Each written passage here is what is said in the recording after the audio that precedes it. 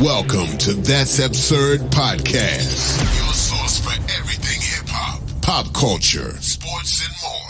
Tune in, subscribe, enjoy. Yo. Welcome back to another episode of That's Absurd Podcast. I go by the name of Juno, a.k.a. Melvo. It's your boy, Gene P. And your boy, Gray. And we are back for another week of the you-know-whats and the you-know-whos. Fellas, what have you guys been up to this past week, man? For me, I had my brother and sister-in-law from my wife's side came into town, coming all the way from California.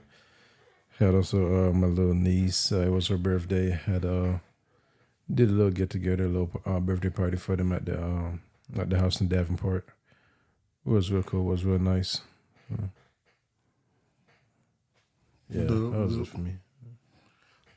Me this past weekend, what did I do? Nothing much. Basically went around, do a couple change outs to the like I said, at the other crib, a couple of guests came by, a couple of been out, still waiting on offers, things. You could definitely tell the market slowed up some back in the days when things were flying out back then. Other than that, been home with the daughter who's recovering, from her surgery. And that's it. Just basically just getting the feel of the new crib, getting the office stuff in order, trying to get everything, still getting everything, smart home set up, doing all that. Each time you think you got one thing, there's another piece another attachment you want to need. You just keep adding that up between the hubs and setting things up. So that's about it. And condensing, finding stuff you don't need to toss out. Did you find your recording equipment for Zoom?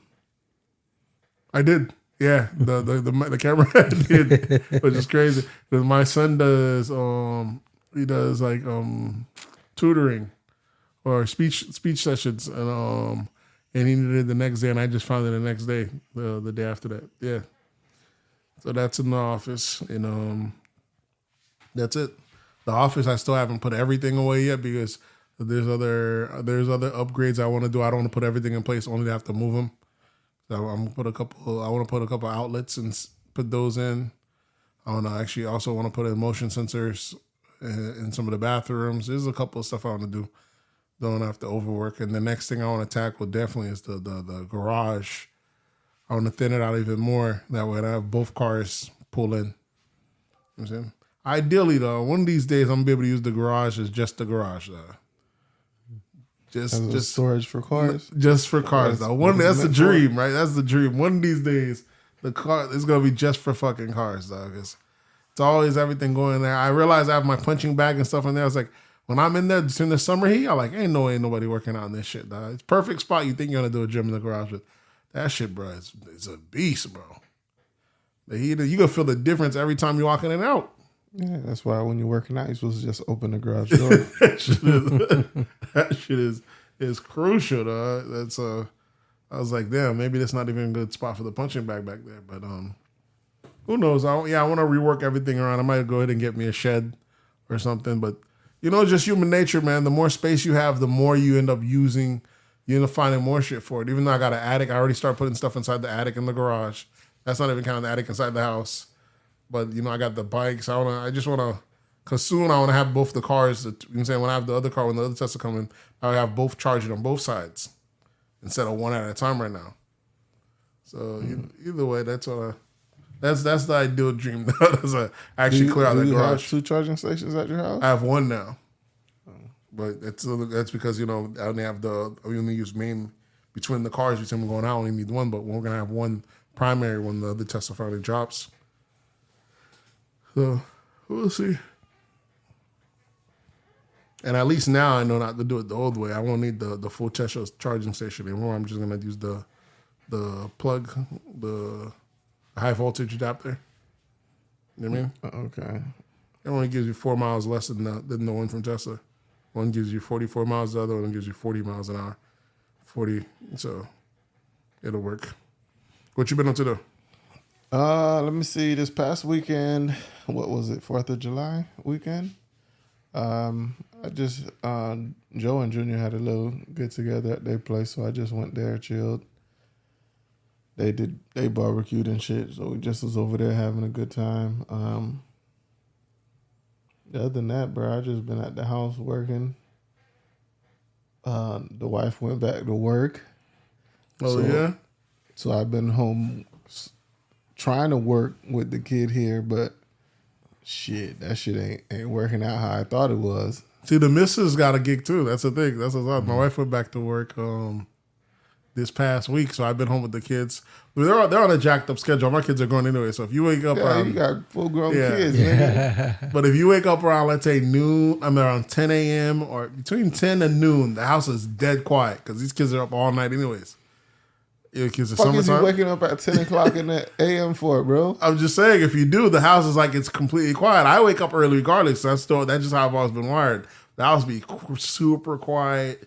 You know what I'm saying? If I need to run to the gym, do whatever, so it's kind of working like that. But the kids are just in their rooms? They just in their room. They be knocked out around that time because they're up all night. When I get home back from the pod, they'll still be up. They're playing games. They're saying during summertime, they just they're up all night. They're not even going out. They just be online up all hours of the night. During daytime, they're sleeping in. The only thing I hate though, when you have them kids, you kind of want to have them a bit on the schedule because nothing lasts. They eating 24 hours out of the day while you sleeping. They eating. You kind of want them to schedule. There's a set eating time. You know what I'm saying? It's rather you just eating. You know what I'm saying? You think you go in the fridge, that thing is gone. You going to sleep. You know what I'm saying? And things running amok. Well, you said so. Now you trying to work? You hear a little man crying during work? What's going on? Nah, bro, that nigga ain't let me work at all.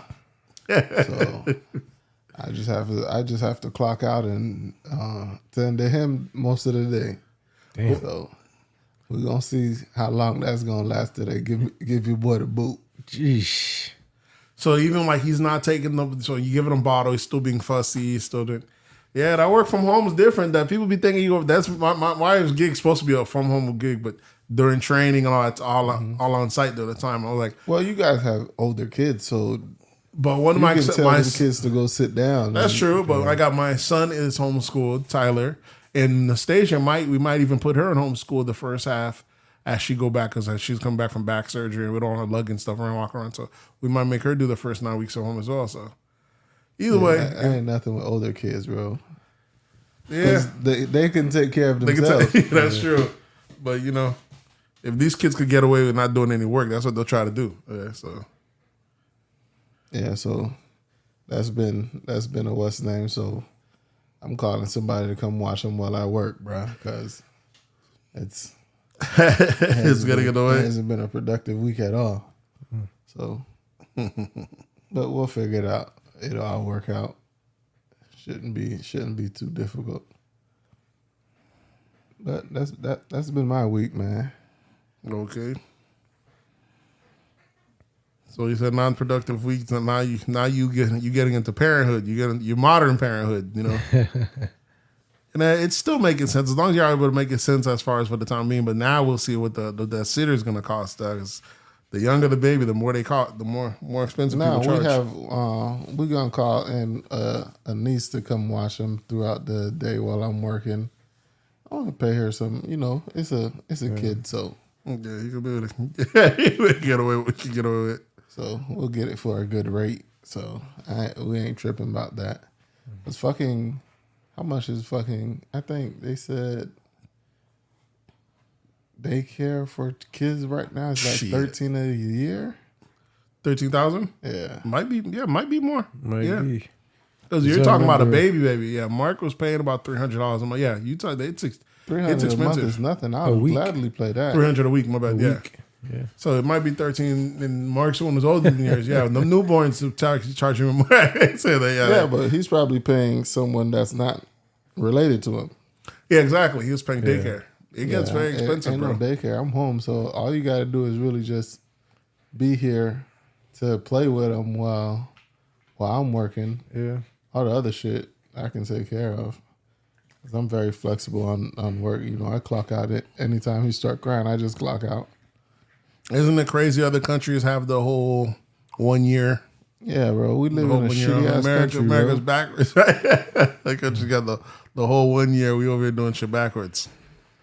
Yeah, bro. Shit's crazy. We get what? 2/12 of that? Mm-hmm. I guess that's 1/6 of that. Well, I've seen people do. I didn't know you could. I didn't think about doing that. I guess the mother would do her thing, use And the then time you up, and then the take the dad back comes, end. then take the back end. Yeah, so it's like extending it out. That shit way. didn't work out for us Instead of this year overlapping it. because that shit didn't work out for us this time because I just started this job less than a year ago, so I didn't have the OT. full what's the name FMLA. That makes sense. All right, you ready to get it? You don't have to step in a little bit. You know, little man come in. Speaking of, little man came in. Had to step up for that. You want to get into some of these absurdities? Yeah. Bobby Smurder, you know, he's about to drop his new single. It's called Hoochie Daddy. Hoochie Daddy. Yeah. Yeah. And then I can seen a meme online. People talk about everybody want Bobby Smurder to come back and give the city the feeling back. You know, they've been wanting the feeling back. But Bobby Smurder's now you gonna get this Hoochie Daddy instead. Bobby Smurder's smart, nigga. I don't have one RICO charge too many, bitch. I ain't going, all that stuff y'all knew he was for. I ain't getting that back no more. You're gonna get these dance moves. You gonna get these dances, nigga. I'm gonna get these You're gonna dances. get that money. That's money, exactly. All that old shit I knew him for, the shit he got locked up on a RICO for, the shit they're now locking people up again for. Yep. What I look like Exactly. doubling down and redrilling that music. No New York drill out of Bobby now. You getting these dance music, nigga. That's it. He's smart. It's fucking smart because the Eric Adams already said he's going after drill. They already locked up a bunch of Brooklyn guys or something. That's only one set. They're going after all these other ones pretty soon. But you already know through the music, the drill music, Brooklyn drill scene. So Bobby, man, he's off that, nigga. You getting these records. Get them boys. Them boys need to get start dancing. Start getting this. But the drill music though, they have dances with it though. There's the sturdy rock. Them boys doing killer music and still got to dance with it. But you thought Bobby would make that? I was like, nah, we ain't doing none of that gangster shit over there. We talking about. I like him though. It's smart move. But let the block get. You know what I'm saying? Let the block clear up, yeah, because they about to attack music heavy. Mm-hmm. You know what I'm saying? And let the block, you know what I'm saying? Let the block clear out. And then go back, you know what I'm saying? Then you'll go back in and switch it over. Yeah, what do you look like being part of the same thing that got you locked up? What do you look like catching? You mean you get a RICO maybe one time, but that's a one in a lifetime charge. Though. Imagine catching two of them. Going back catching second, they're like you face that judge. The judge goes, I know it. It's like I know that who I think it was. It's like the big boy. Yeah, like, they gonna sit you down So big the time. first one, he's for what, 7 or 8 years? Exactly. Yeah, so yeah, definitely trying to see another 7-8 years again. No, this time it's gonna be more. Yeah, It'll be so. it's your second time, so it's gonna be over 10. What's crazy about the drill music, you know it's coming down. If you listen to all the Lil Durk's new music, he keeps saying, he'll start to write, like, these is all cap.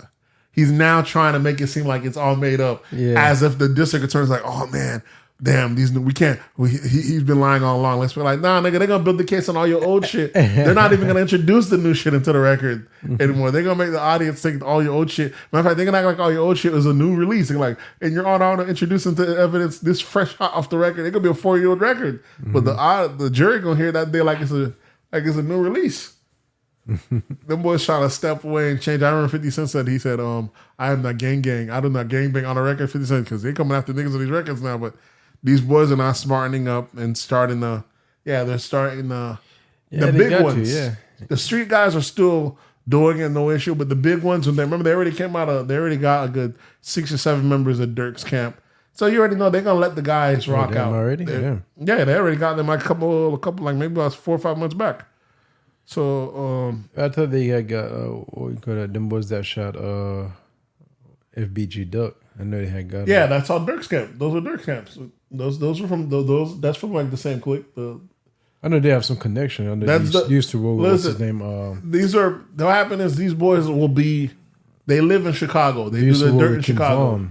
Yeah, they do dirt. That's what I'm saying. Same camp. Camp is saying so they'll do dirt in Chicago, but they'll be out in Georgia with them. So these niggas are running a criminal enterprise. They're not getting more. What niggas, what kind of criminals just crack? Most criminals just do crime in their backyard. They don't go on tour. They don't just go and fly out to Georgia unless they got a man that's gonna pay for them. So that's showing that you are incentivizing their enterprise. So that RICO charge come around, It's gonna be hard to push yourself away. And you know, y'all niggas, a lot of these niggas want to keep it too real, or they're gonna keep it real. They're not gonna snitch. They're not gonna want to snitch. So when they paint you as the boss and you ain't got no one to tell on, if you ain't gonna snitch, you know what I'm saying? I think he already knows what's coming down the pipeline.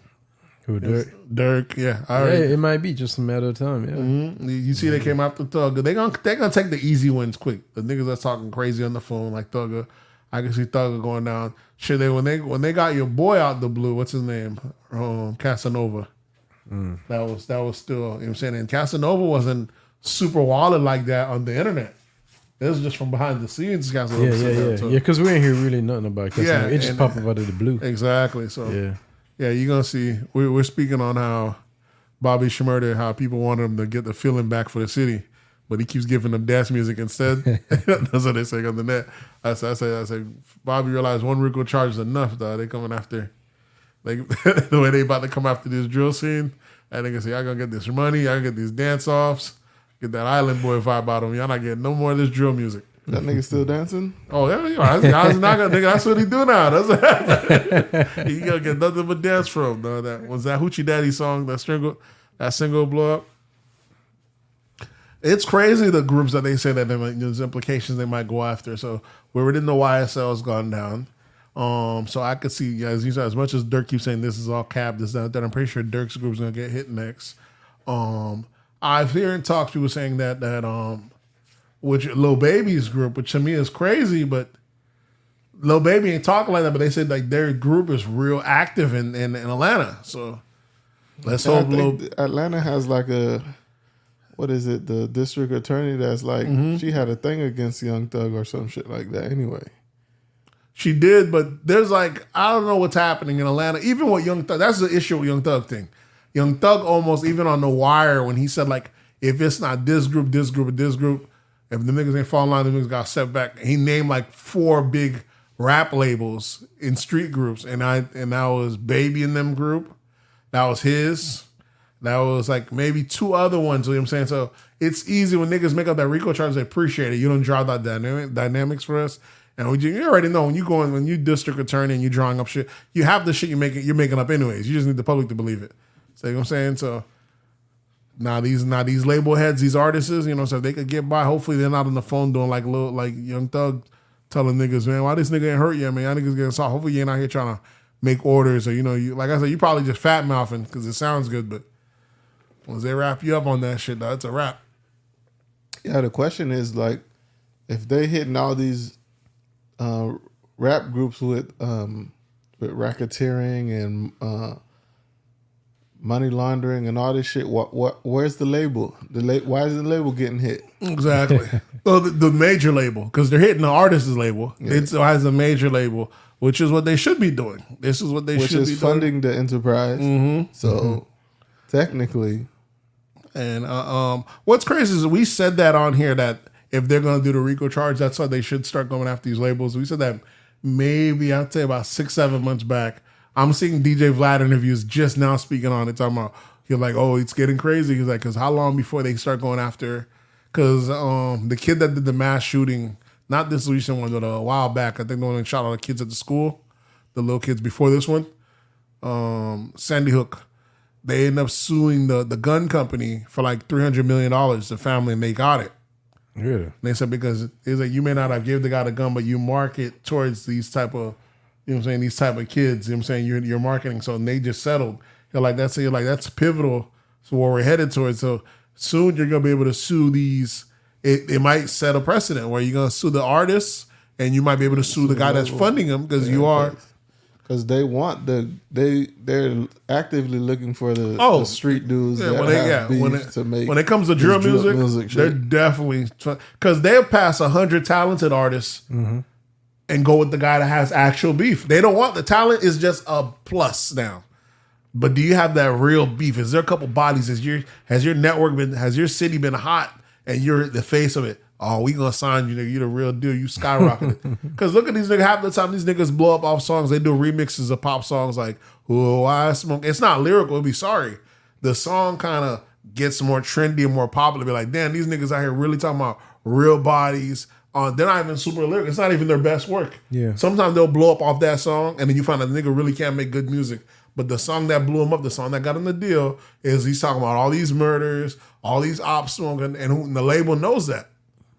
And the label wants the real thing, so they should have a stake in the game where they should, you know what I'm saying, where they could get sued. But we'll see if that makes a change. How'd y'all get on this topic? That's the first one we started. We talking about how the on the internet talking about how the New York wants Bobby to bring the feeling back, but Bobby said y'all go get this Hoochie Daddy song instead. Bobby refused, and I said Bobby said one RICO charge a lifetime's all he need, nigga. You're not about to get him. You're not about to get him to do catch another one with your boy Eric Adams and all that. How much time he did? 5, Seven. And didn't even have to do all that. Looking out for his homeboy, you know what I'm saying? Taking some of his homeboy's time to do that. So, yeah, he's smart, man. Fuck that. So he didn't even get good conduct or nothing. Nah, it wasn't. Yeah, he did his time, and that was it. He served his jail time, bro. Time served. He's a smart man. Fuck that, man. Doing the music, you know what I'm saying? It do make you wonder, like, I be wondering, damn, Bobby's not as hot as he used to be. He did sign a Roc Nation deal, this, that, that. You don't see him, but it's because, yeah, he isn't doing his lane as we would expect him to. But why get this shit wild up and catch me another RICO charge off a hopeful district attorney trying to get me popping again? Fuck that. Yeah, you already know they already got the out on you, especially in New York. Like. Exactly. Well, New York, I can't say especially. These places should be doing that. No, because murder can't be rising because of fucking rec for the music, bro. Yeah. I understand if we gotten more broke. When niggas murder shooting up because of music, that shit is nuts.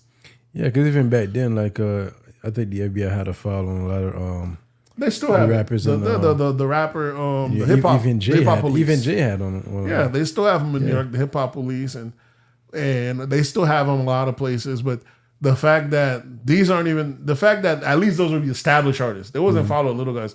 Now the little guys are becoming blow up big guys because they're getting bodies. And I seen an interview this past week where Tuka's mom was saying she don't understand why these motherfuckers. It's been almost 10 years the guy's been dead.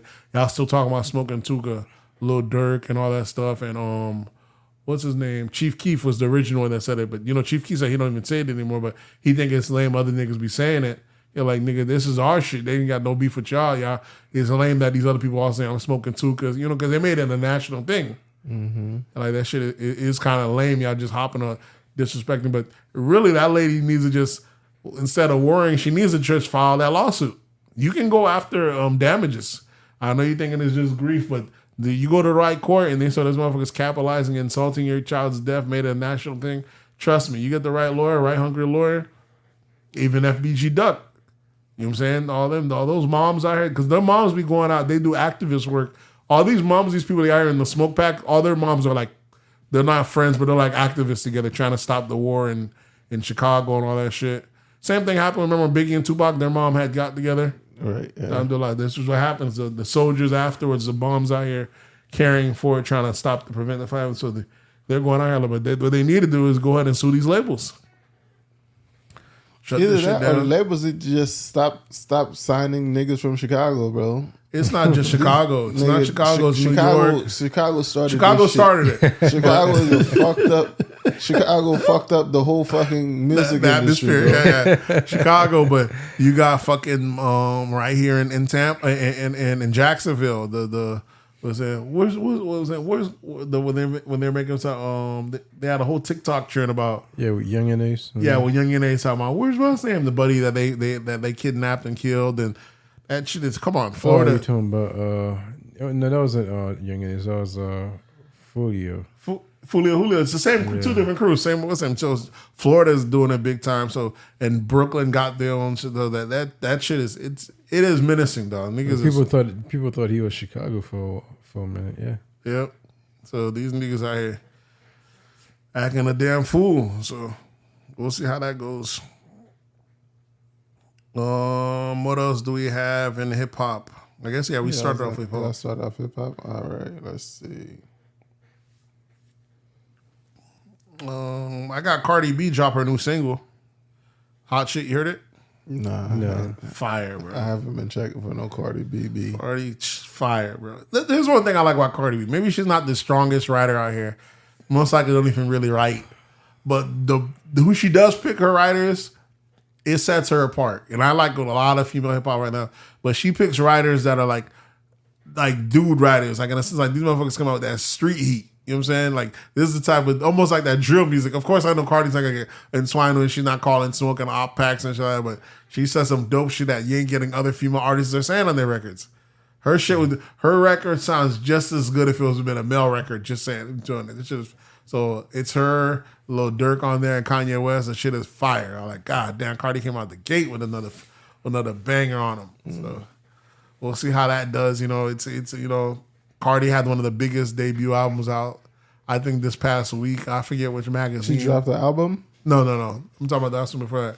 I think this past week they laid her album like number 16 greatest album of all time. People were mad at her. And she like, listen, I ain't make the list, but don't go shit on my album like my album was in fire because your mom and them were playing it, your auntie and them saying there's different cuts. Everybody thinks like, I'm just saying, don't act like my shit. Don't just shit on. I ain't make the list. I understand there's other people that do great stuff, but don't go pretend like my shit was in flaming for her. Like she's right. That fucking album, that Invasion of Privacy album was fire.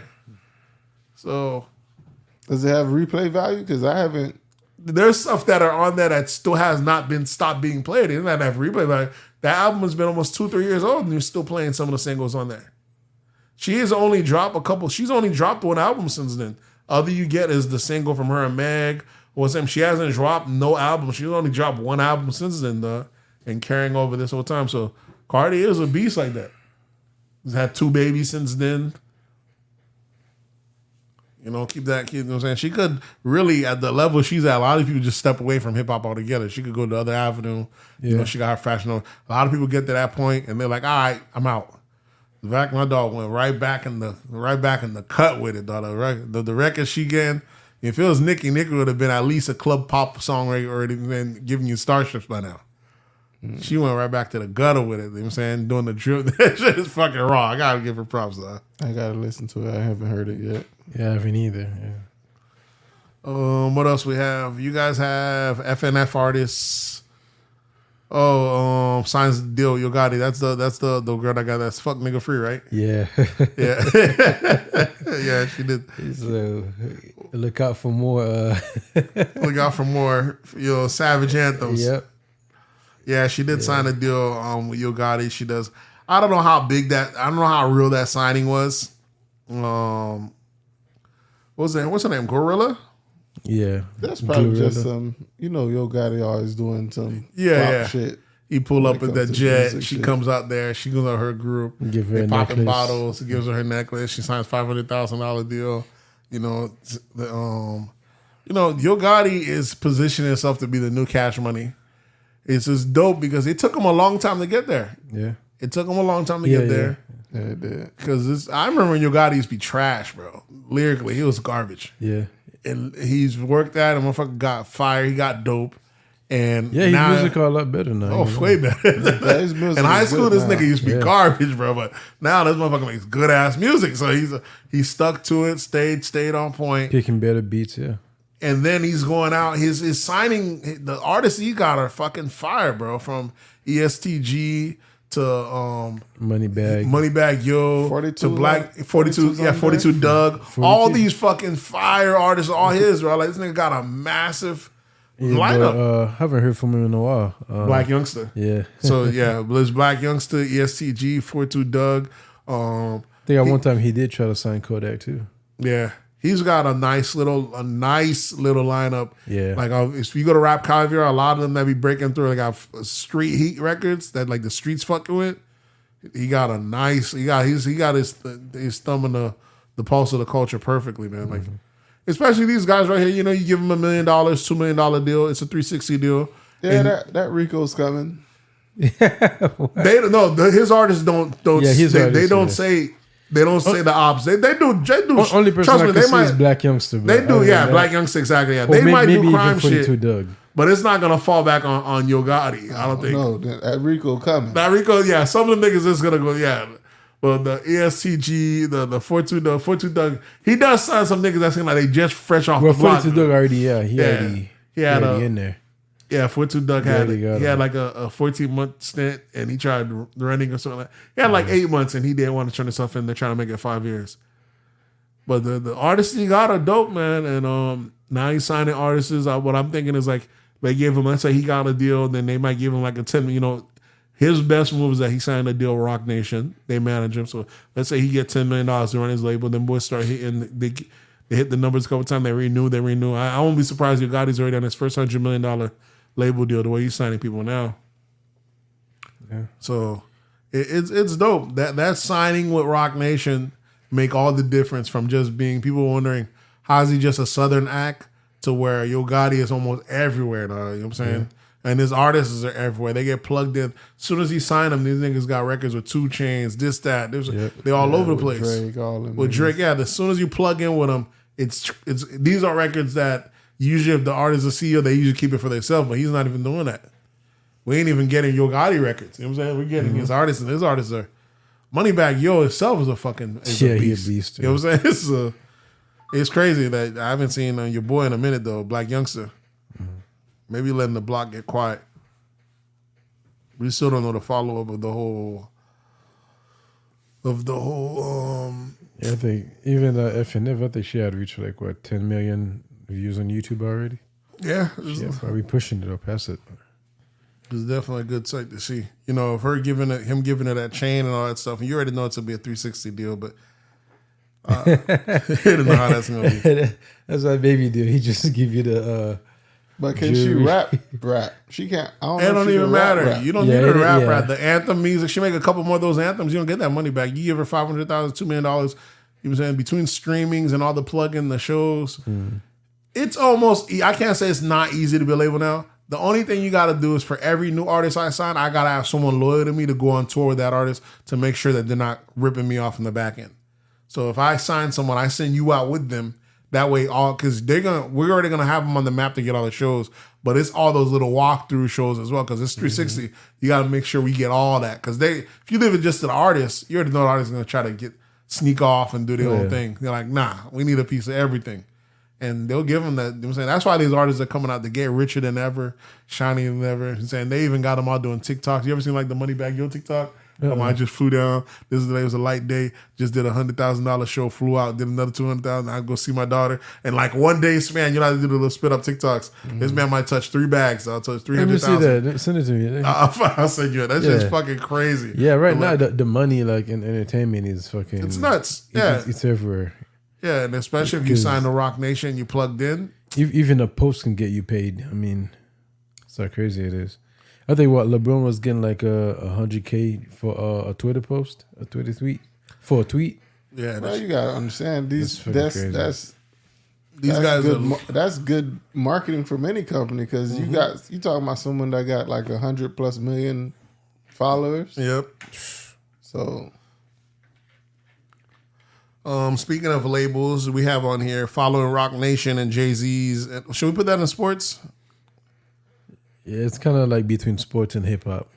You have on there following Roc Nation and Jay-Z's NFL deal. They signed a $100 million deal to fund Ice Cube's contract with Black America, the NFL. Yeah. How is that even gonna be possible? I mean, it's a nonprofit. What do you mean that's gonna be possible? You sign it.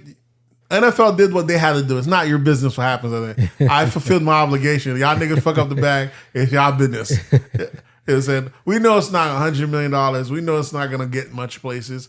You got to make sure maybe if you're a nonprofit on the floor, maybe you get a little piece of that. But we already know throwing money at the situation is not going to change it. So I asked you about this one in the NFL Street League. You might have to. Or fund the ones that are already going there. Give Snoop Dogg his bag. Give other people. But that trying to do contract with Black America, institutions, if they all did it at once. How can you? America has to agree to this contract. Yeah, that's what I'm saying. Yeah, one person throwing money at a thing isn't going to do a damn thing. It's just going to get wasted. A couple people might benefit, but that's it. You know what I'm saying? That's what I was saying. If you throw... It could be a start. Here's one of those things. If you throw a lot of money at a small group of people, you can help out that group of people.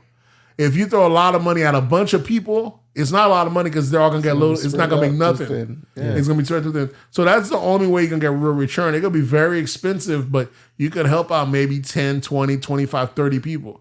Nothing significant. That $100 million, Trust me, if you try to spread that shit out, I don't think you're gonna get 100 bodies out of that, bro. Oh well, he could do some more ad campaign. He can. In fact, he was trying to get the deal before the election. Yeah, exactly. Yeah, Trump won. In fact, Trump was the only one who actually sat down with him. Biden said, "Wait after the election, I have more slack." Yeah, and to after the election, we ain't heard nothing from Biden. Bro, I don't even understand. Biden forgot, bro. Chill, man. A little bit tired. Biden still got a bone bruise. He got to work. Yeah, exactly. Falling off that bike. He might got a hip fracture. But he shook hands with the wrong person. Who is this contract with? Black America via through Ice Cube. This is where that shit makes no sense to me. Listen, well, man. I think like just the name of it may not make sense, but like I think like the actual, it's just like laws. You know what I'm saying? Like laws sounds good, but they actually do the opposite.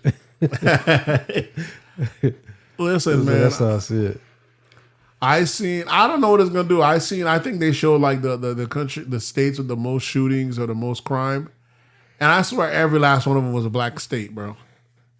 There's no such thing as a black state. I mean, like black metropolitan. It's all metropolitan, but it's very black vibe. Black, and it's like you're not gonna throw money at this shit without having tackle the police, without tackling poverty. There's so much in there. Just throwing money is not gonna. It's just gonna be a money pit. And $100 million ain't fixing nothing. It's not gonna. Yeah, it's the same reason why you don't see no one talk about Chicago anymore. Depending on how it's used, it could make a dent. It's gonna make a dent about 5-6 people. They're gonna be very grateful. They're gonna say, "I'm a product of that $100 million." About 5-6 people.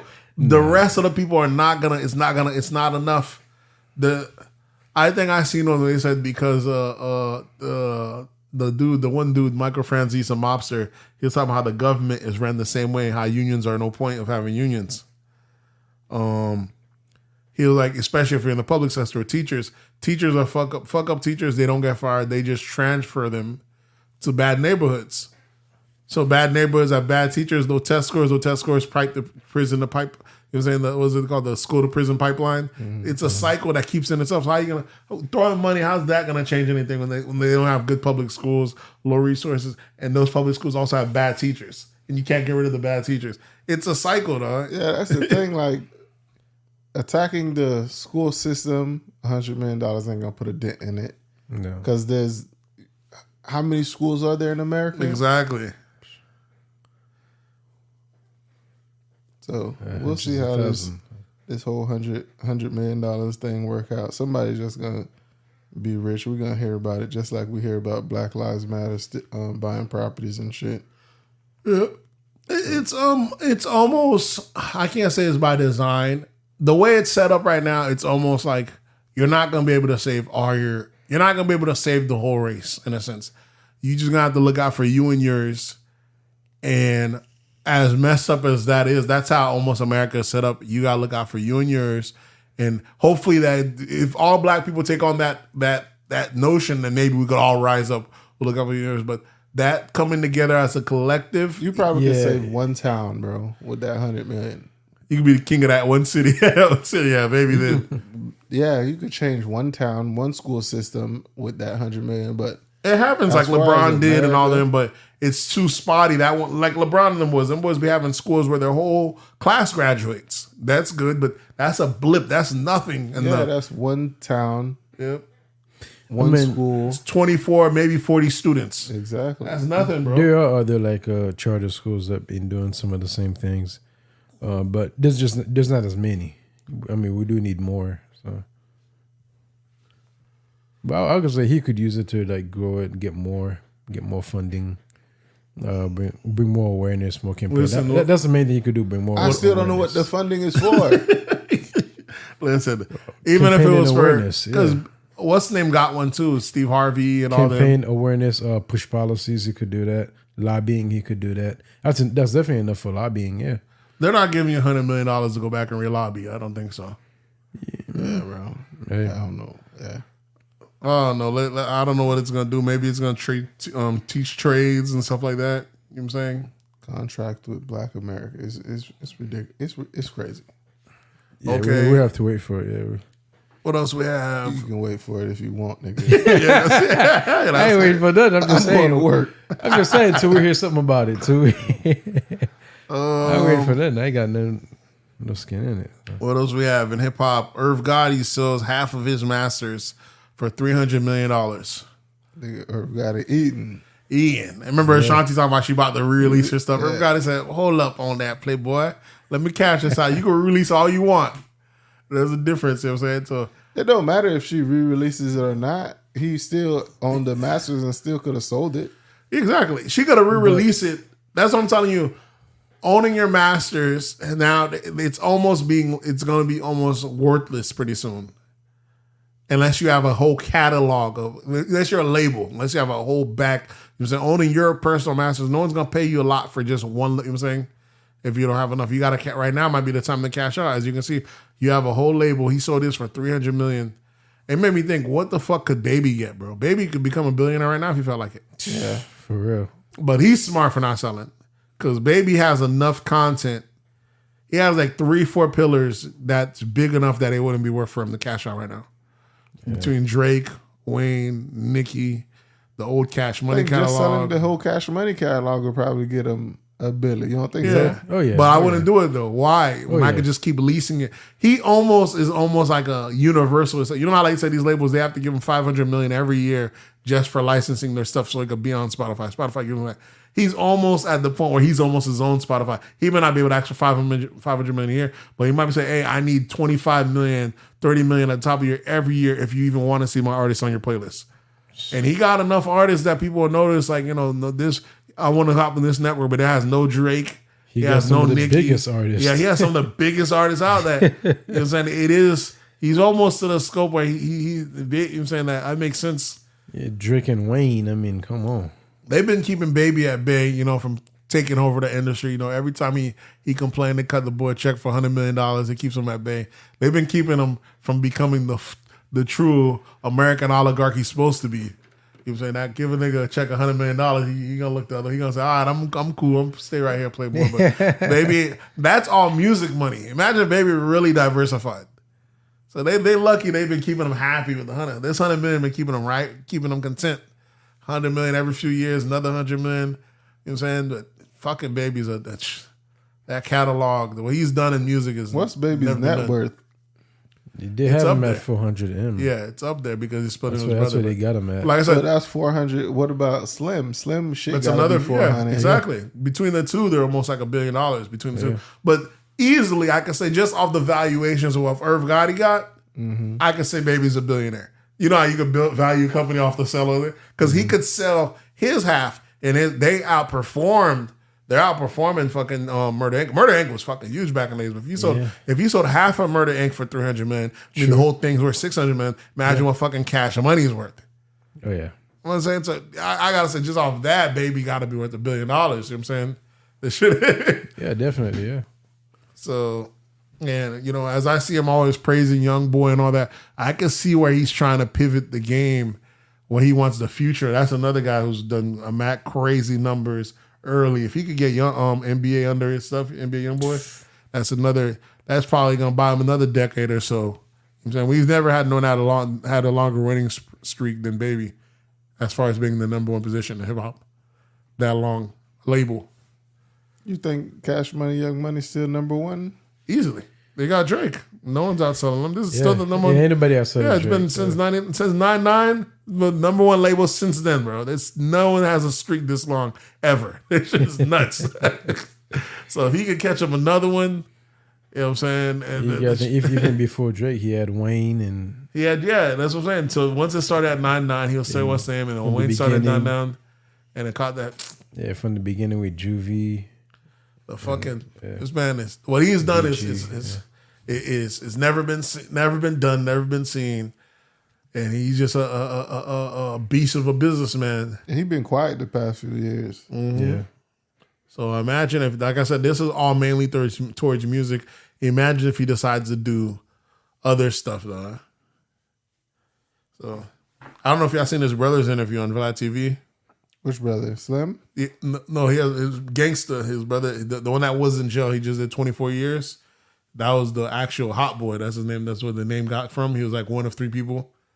They got like 4 or 5 bodies or something. So he went to jail, had a couple of lives, but him and Baby, it's crazy how him and Baby don't even like really speak anymore. Slim still takes care of him because he's told when he was in there, he didn't tell anyone alive. To reduce his sentence, he told them like the body that his dad had, which was Baby's dad, or his partners might have killed other people to reduce his time. You're like, yeah, I told, but I ain't told on no one alive. You know what I'm saying? I had a triple life sentence. So I told on niggas that already dead to get my time, get my time cut down. He like, Baby told him, nah, nigga, you sat at the table, you made this rule with us, and now you going against it. We ain't on that. Baby on some, that RICO charge neither might hit Baby. Because motherfuckers don't know how to act. You're a whole billionaire worried about bullshit like that.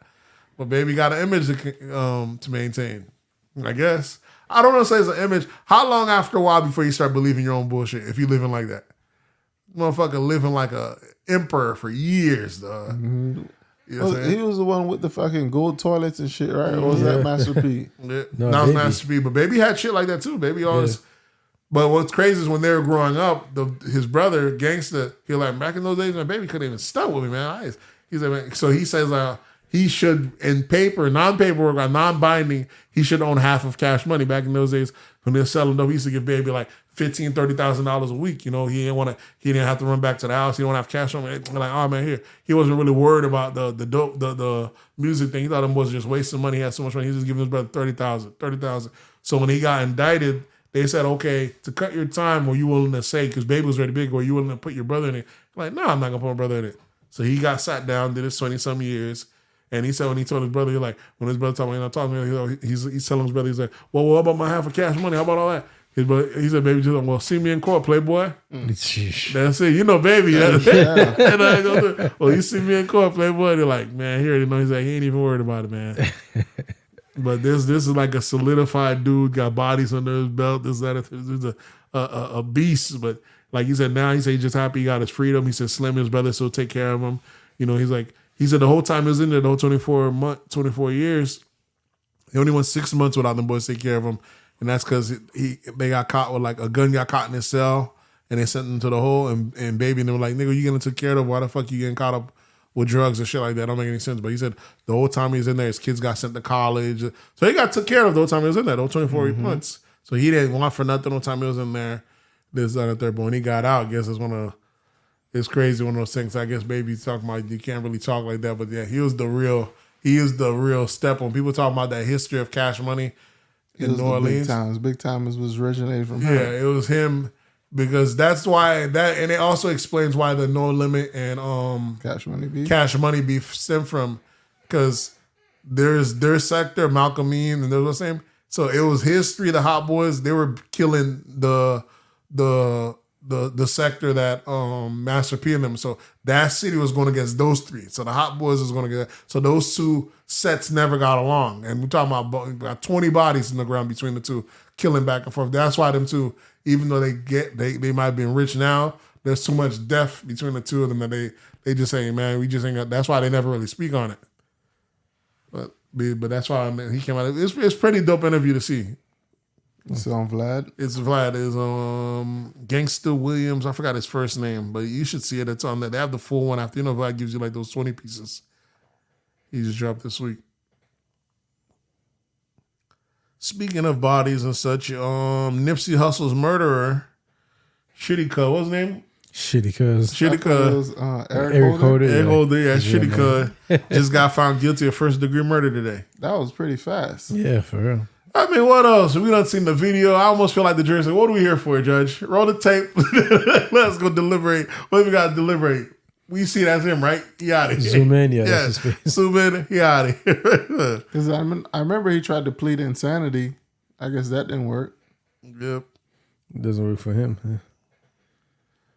Yeah, Shitty Cuz got found guilty. I don't know. He's going to get sentenced soon. Also, too, like the lady that drove him. Yeah, she got an agreement to testify against him. Yeah. So she's not going to get charged. But, you know, she said she had went there first.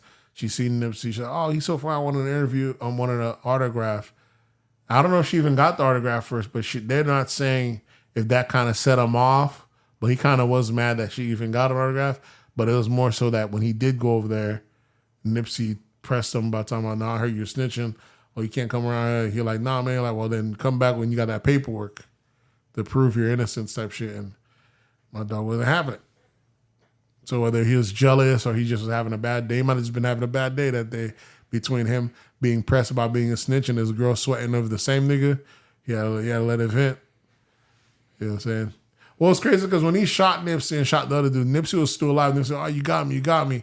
And he still went for the kill, which is crazy. You know what I'm saying? You had made your point. And then kicked Ain't him like the a niggas couple was gonna times. yeah, and then kicked him a couple fucking times after you shot him. Yeah. So motherfuckers be animals, bro. I don't even know what to call it. When I be seeing that was some shit. When I be seeing some of these videos, yeah, that was some shit, man. for 50%, it's hard, man. People gotta learn how to control their emotions. When I be seeing some of these drill videos or these street hits, niggas be doing some barbaric, wild shit in a span of like 2 minutes or 30 seconds. And I'm sure that might have been their character before them, but you did some horrific shit and you hearing they getting 40, 50 years. And I'm like, them niggas, I can't say they didn't deserve it. You did some crazy shit in that little 2 minute span. I done seen motherfuckers, I seen a video of motherfuckers spin the block, shot the thing, ran up, the guy come back around and shoot the motherfuckers on the floor again. Like, damn, bro. It wasn't good enough you already got the hit. Niggas going back and confirming the kill. And these be 15, 17, 18. They come on, you got to put these motherfuckers away. These are the super predators. Yeah, these are super predators. You got to put these motherfuckers away. You know, these motherfuckers killing you and making fun of the fact that niggas, they hawking niggas down, niggas come, please, dog, don't kill me, don't come. And they shooting you and making fun of you online, talking about, yeah, that nigga bit, and then they talking about, please, pussy ass nigga. Come on, bro. Disrespectful, bro. Well, they built a place for got some them real niggas. hate, man. They built a place for him. What else do we have in hip hop? You said we did R. Kelly last week, right? Yeah, we spoke on R. Kelly catching the 30. 30 piece. I think that's it. But listen, on that R. Kelly shit, R. Kelly gonna beat that. Yeah, he's gonna come back and beat on people. But R. Kelly has other places he's facing as well. Cause you know it's a fucking racketeering charge. Or like a RICO charge type shit. I'm like, how the fuck you have So a who RICO else, charge and it's one person going to jail? Yeah. Exactly. It should have made no fucking sense. Where's the whole enterprise? And even with RICO, I found out you gotta have at least 5 employees. I know it's racketeering. I'm Yeah. like, Because so he had you telling me this guy was racketeering by himself? because he had the 3 to 4, 5, whatever 3 or 4 people that he had on payroll that keep paying the family. So he had an ongoing criminal enterprise. But it's not enough people. It's got to at least be 5, I hear, for it to be RICO. So sometimes they be throwing these shits up. That's why I think he's just gonna end up doing a year in jail, hit that appeal. That's what happened that's also happened with Baby's brother. He was talking about they hit him with a RICO. He like the Hot Boys is a 3-man team. We're going the whole other city. How I get a RICO when there's only 3 of us? You're like, I didn't have 5 employees. There's only 3 of us. It's not enough for that. So even some of those stuff he was able to be. Sometimes you just got to sit down and you're going to beat it on the appeal down the line. And sometimes the state just wants you to sit down for a little bit. They call it, let the block breathe for a little bit. You've been wilding for too long. Like cool off for a little bit. Let you sit you down for 10, 15 years. Like they said, fuck up your rights and then come back and you get off on appeal or other stuff. My thing is the fact that you can't sue, dog. That's just fucked up shit. Sometimes they'll sit you down for 15, 20 years on some fuck shit. You're either going to win the appeal or the state won't even fight it.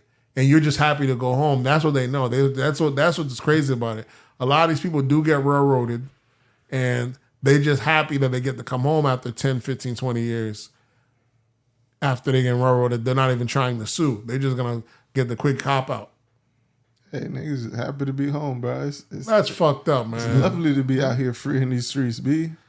It's fucked up. I was saying, like, even that lawyer talking about how Young Thug doesn't have any bond. Like, there's no reason for that. It shouldn't be no precedent for that. It's just hearsay. You don't have a criminal history. You should be able to get out on bond. Even the bond thing. Bond is meant for, if you have collateral, you should be able to put it up if you're not in there for any physical harm or anything like that. But they be doing that. You know what I'm saying? It's a tax on the poor. Or the way just hold it over you. They just do the thing super high where you can't afford it. There's no reason why he shouldn't have a bond. Like, it's not like he's like a danger to society. Exactly. But so the shit is nuts. R. Kelly should have had a bond though. You see, that's the thing. So sometimes these motherfuckers do be violating your rights, and the judge be right there going along with it. So the judge is on the side of the state, even though he's supposed to be impartial. That motherfucker make this shit easy for the state. No, railroad you, let you sit down, don't let you post any bond. Yeah, he's got to get voted in every what? Exactly. He can't run the risk of allowing you out and you do some dumb shit, and now he can't get voted. He can't win the next election, or someone runs against him. So. Also, too, like speaking of that, his 8 of his album hit the top 200. Who of all time? R. Kelly. Yeah, I thought he had sold off a lot of those stuff though. The other end, or he said he never owned them. Right? After he got sentenced. Yeah. Oh, niggas bumping that R. Kelly. But he had already sold most of his stuff away. Remember, he was complaining how he don't own a lot of shit. He got ripped out because he couldn't read. A lot of motherfuckers ripped him off. So someone's eating. So he doesn't own them. Yeah, Ben was saying that last time. Damn. A lot of his shit he had got, R. Kelly can't read. A lot of his stuff he had got ripped off. Oh, God. Yeah. Wow.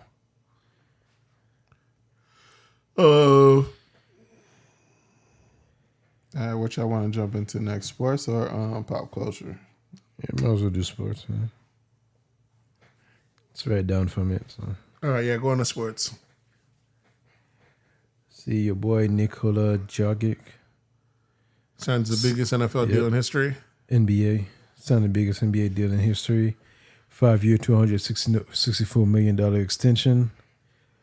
The thing is, when we're in the middle of this contract, every new deal is going to be bigger than the last one because now the money's different now. The money is different. Yeah. Remember, like LeBron had the biggest deal, then Steph had the biggest deal, and now these new numbers, these new guys, now that their time's up, they're going to get the new deal. It's going to just be every renegotiation constant is going to keep getting broken now. I think at one point it's going to reach $1 billion.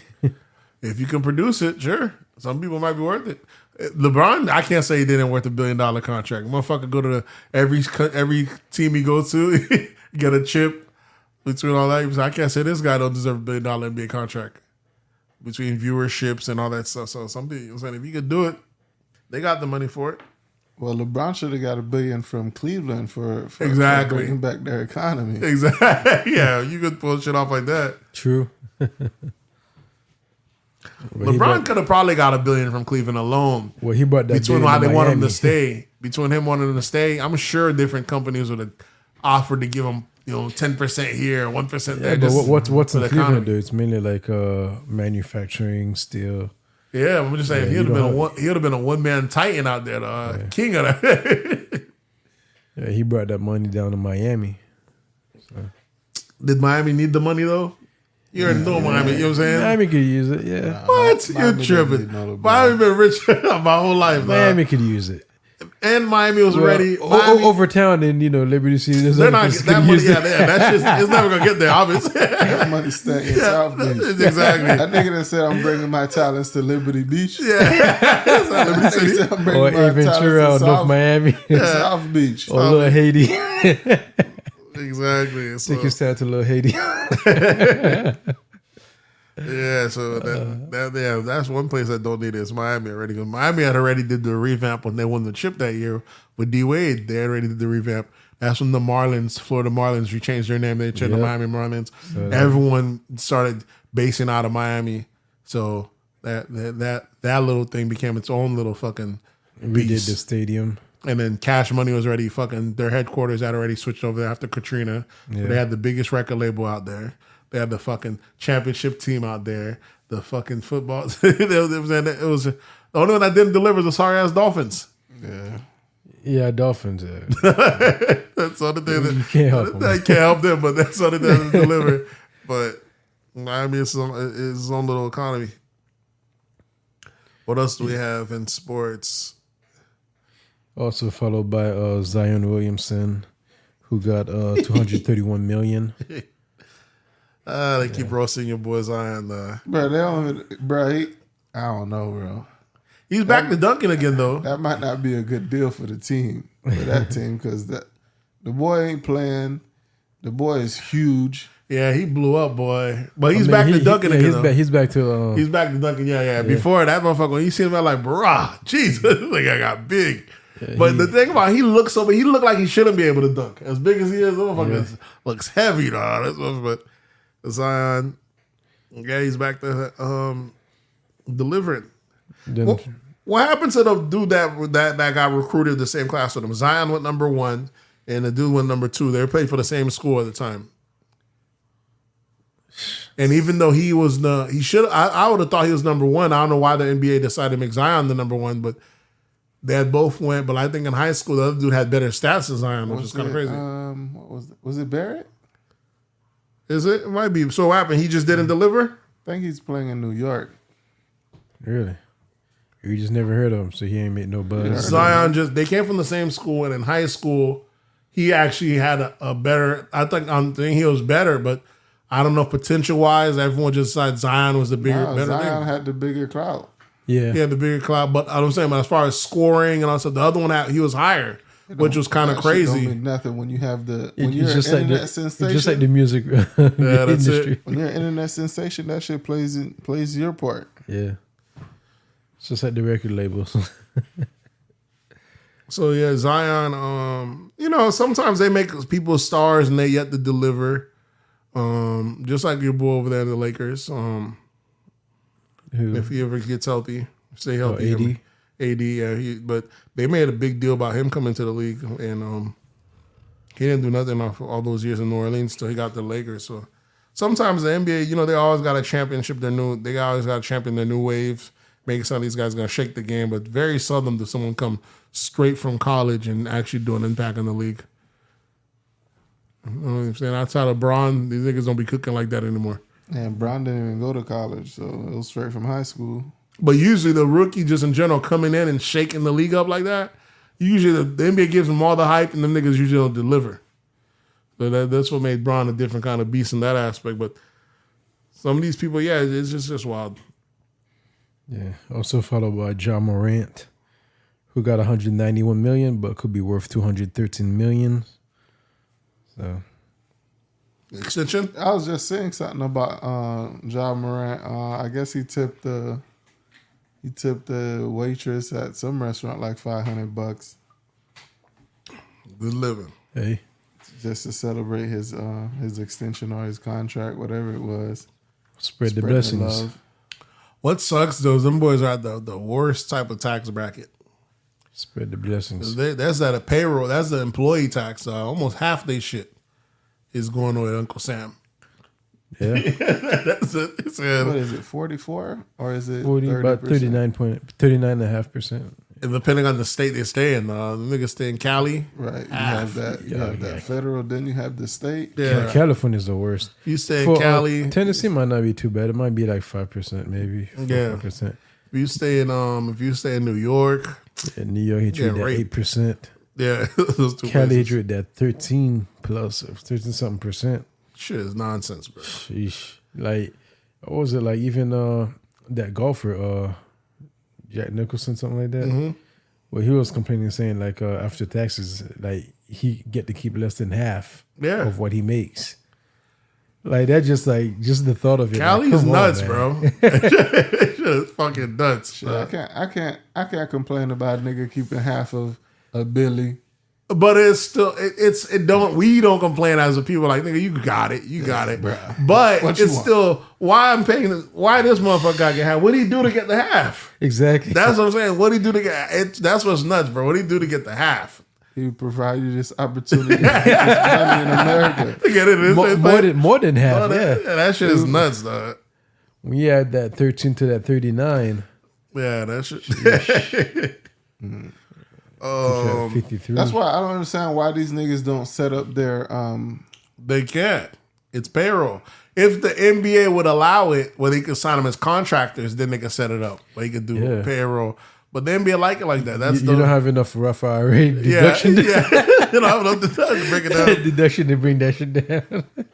So the NBA likes it. The government loves it because Yeah. we want our stars to get paid great and pay into the system great, and we want them to be shine pillars. And they splurge more. They buy more splurge bigger house. more. They You know buy what I'm more saying? cars. And it should be based on where your residence is. Like if you're a resident of Florida, A lot of people do that. But if you're in LA and all that stuff, the other thing that go with it is they do connect you. They'll say, yeah, you're going to tax more, but we're going to connect you. They find a way to make up some of that money. They'll find you different deals or dealerships and all that stuff. So there's that. But if you go to a small market team and make good money, because they don't have that, you get to keep a lot more of that money. So yeah, it does matter the places. Florida's a definitely good spot because our tax ain't that high. Imagine you get a great contract out of Miami and shit. We don't have no state income tax. Mm-hmm. It is that. I mean, even in California, they're overtaxing people because they even had like a surplus. Well, I mean, they had a surplus because they ain't let their residents outside for 2 years. So they still been taxing them, but you ain't get outside. So they had money they've been sitting on. Now they're giving they're giving people, if you make less than 100,000 or 150,000, you're getting like $1,000 a month or something like that. So yeah. Even making $100,000 over there, like I was reading this article. It's not no fucking money. Yeah. They say they made $100,000 and she was about to go homeless. Yeah, Cali's nuts. Yeah, California is nuts. They got the world's most. California is what? Sometimes that'd be bad management too, though. Nah, not in Cali, bro. Cali's nuts, bro. It could be, but you think about it, like after tax, that only leaves you with like 50, 60, 50. Yeah. Yep. And a place over there when you're paying $3,000 a month. Even your rent is like damn near $3,000. Yeah. You getting killed out there. And then also like even when you go grocery shopping, you got to pay for the bags. Cali is a democratic utopia. So anything they want to push, all environmental tax, this, that, and the third, you're paying. They want to be very green conscious. But meanwhile, they accept that they're constantly building shelters or habitats for the homeless folks. So there's a lot of fucking money. All on your dime. All on your fucking dime, bro. You know what I'm saying? And I'd run in that bitch out. Hey, I need a room in here. Yeah. Cali's nuts, bro. It's a beautiful state, man. It's fucking nice. Their homeless issue. The vibe is nice. It feels relaxed, but they got the massive homeless issue over there is nuts. Even anywhere that the places that are very lenient on homeless people, it's like homeless people are like moths. They're like, oh, they being cool with us. Let's all move there. The homeless motherfuckers will migrate. They'll hop on trains if they got to. Mm-hmm. They'll hop on buses. They'll get to there. So they'll go right now. They're going to Cali. Yeah, they'll go one-way flights. They're in Austin, Texas now. Even all the way to Hawaii. Yeah. You go to Austin, Texas. I'm talking about under the highways. Every single one. Everyone, each pillar, bro. 10 cities. That shit looks fucking crazy. I think I seen one. It's getting to the point where like even like some of those homeless people are actually actively working people. You know? Yeah. A lot of them got jobs. They still go to work. Yeah, a lot like of jobs. Even like good job, like post office work. Even they just can't afford to live in the city where that shit to me is nuts. But it's a system where they allow the super rich to get over there, buy everything up, and they're not allowing you to build none of them shits. And they're like, you ain't about to build that shit in my backyard. So the people are being priced out by like. Sometimes you just gotta move, bro. The American dream. Yeah, there's 50 states in America. I don't know how many territories after that, but I almost feel like at one point it was like 52 almost. So is it what's wrong with those people? Like, why don't you just move?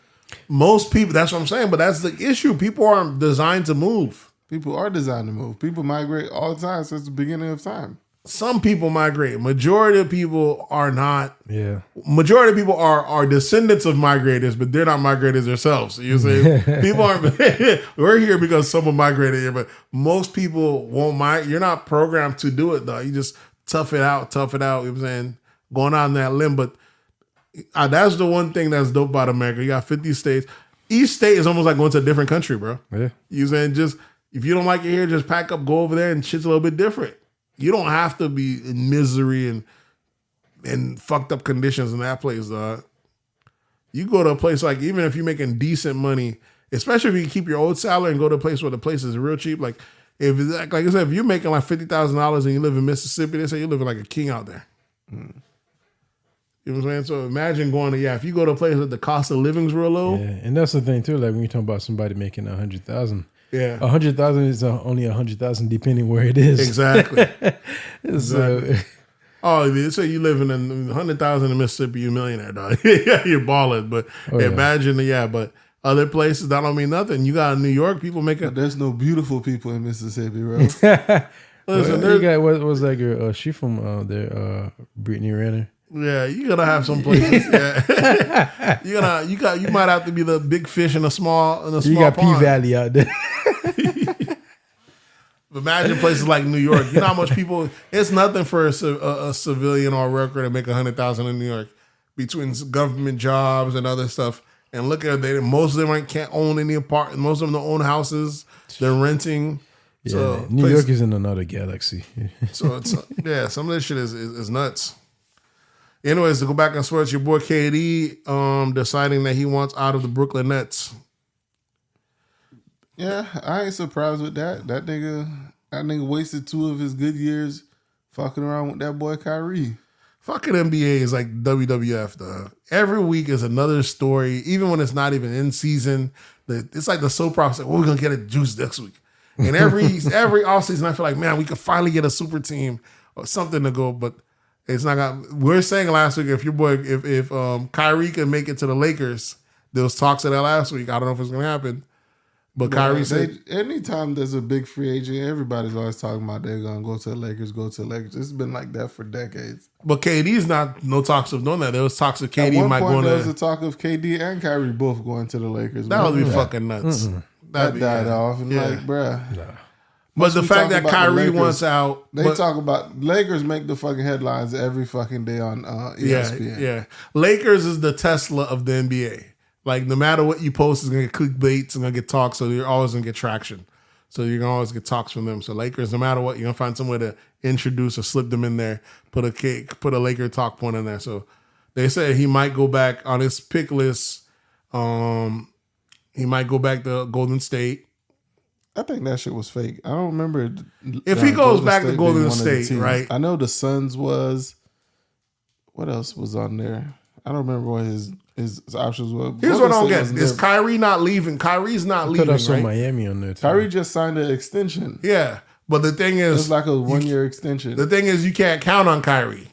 Because this motherfucker he might go on his 3rd year of not wanting to play. Yeah, too unstable. Too unstable. You did 2 years in a row. He might go in his 3rd year. But I don't get why would I ask KD said I want out. I don't know. It's crazy. It's kind of crazy because I don't really see what your options are.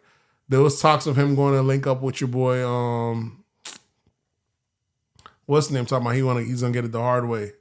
Dame Lillard. Dame Lillard. Yeah. That wasn't talks. Dame posted a picture. Yeah.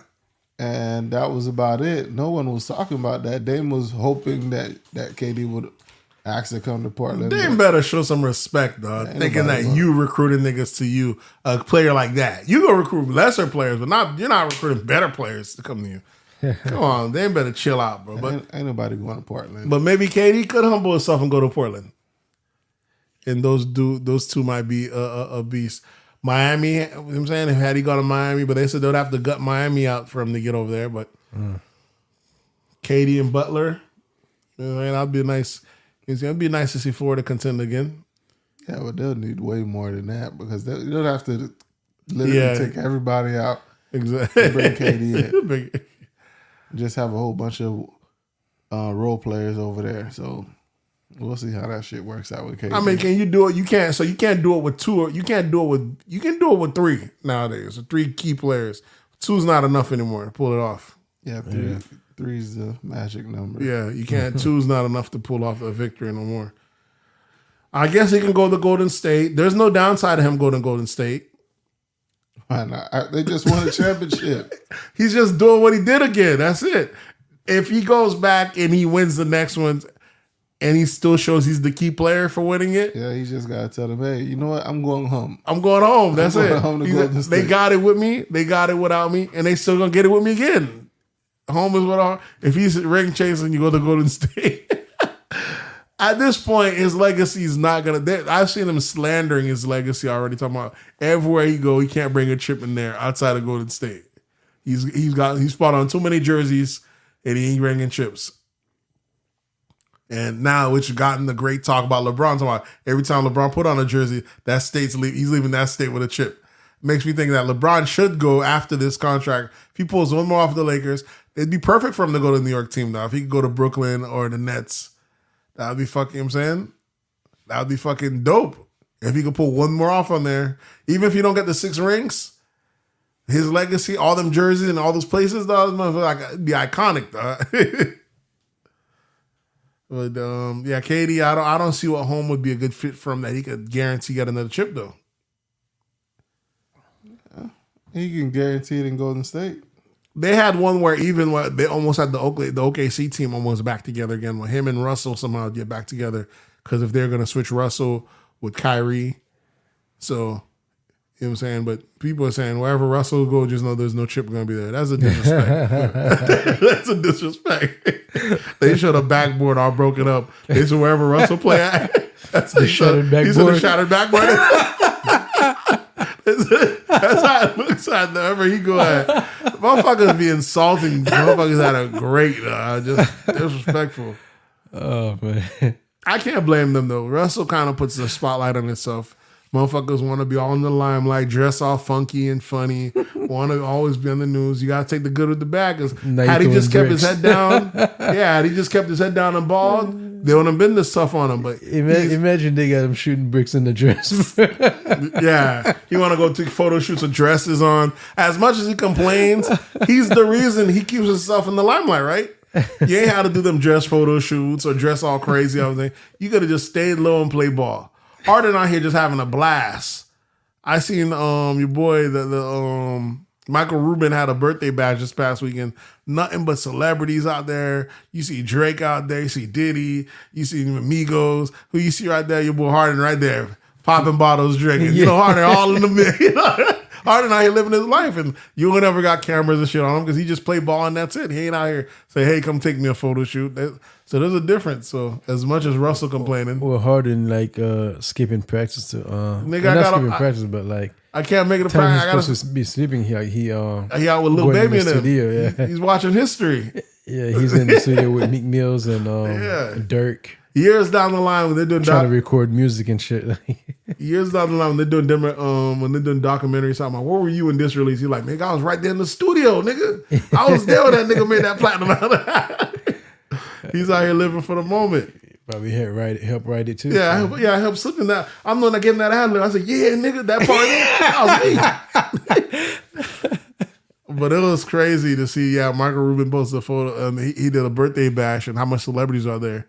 Of course, Twitter gonna hate talking about when they said all white party, they didn't just mean they met the girls because a lot of the photos you see a bunch of white men. I'm like, this is a white guy having a birthday bash. Who you think he'll fight? Expect? Yeah, who you think he'll fight? You know what I'm saying? He ain't invite no BBLs. There were black women there, mind you. A couple black women, but it was it. But for y'all to expect, this is the white guy. This is his party. He gonna pick his people. But yeah, celebrities for days. Michael Rubin is a different. I'm saying this shit looks like a Diddy party. Yeah, I mean he got the connection with Meek Mill. So yeah, definitely. That shit was lit. Becoming a bigger known team owner. Yeah, exactly.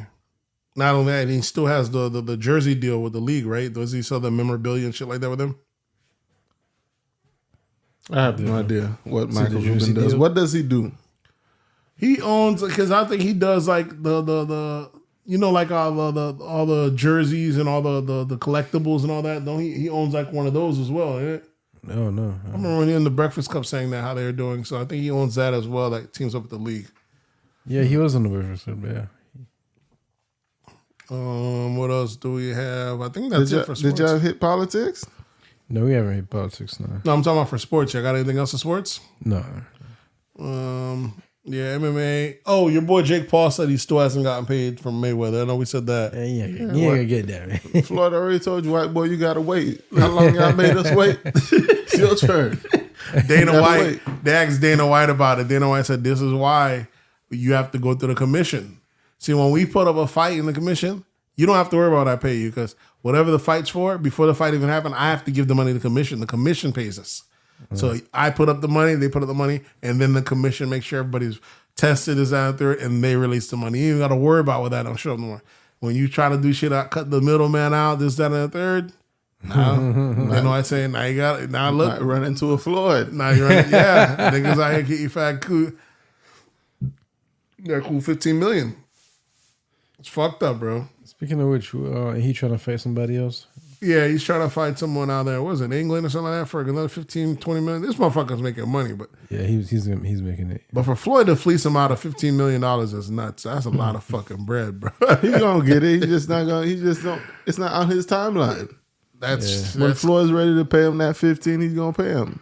Even on YouTube alone, he's getting like what 30M. Yeah. Them boys are a different beast though. But you know, what's his name loved it though, Dana White, because he's always talking shit to Dana White, telling Dana White you need to pay the people. Dana White, see, try to go out the system. Now look at you. Yeah. I would be surprised if Dana hit up Floyd. They're like, hey, I'm looking at this contract, Floyd. It look like you might be able to hold off a little bit and pay him, man. Let me tell you the benefits of not paying him. In fact, Floyd ain't got no permanent enemies though. Floyd's just business. But like, hey, that sounds right. Let me go ahead and hold off on that. That shit's fucked up. I think that's it. Outside of that, MMA, Andre Adesanya, what's his name? Oh, your boy, he just Drake, defended his title. Won that bet with Adesanya. Bet $1 million bet, yeah. He had bet on Adesanya winning the belt. Yep. Bet a milli, so he won.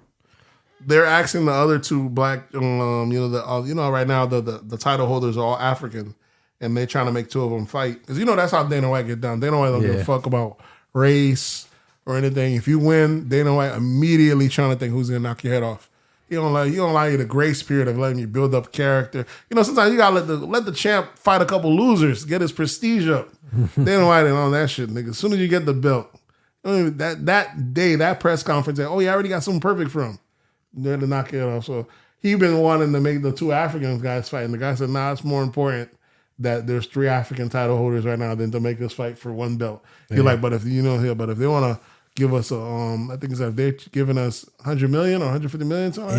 You're like, that's gonna set your mom straight. Mom said we might have to fight. You're like, but right now it's more important that there's 3 African title holders. Boys getting smarter. Yeah, he's like, there's more important that there's 3 African title holders than there is than trying to make us fight for chips. See what I'm saying? For the thing, he thinks that's more important. But yeah, and there's some get some stake out of the company, and Dana ain't giving that. Dana caught a lick with the UFC, dog. What else do we have? We're gonna switch over to pop culture or politics.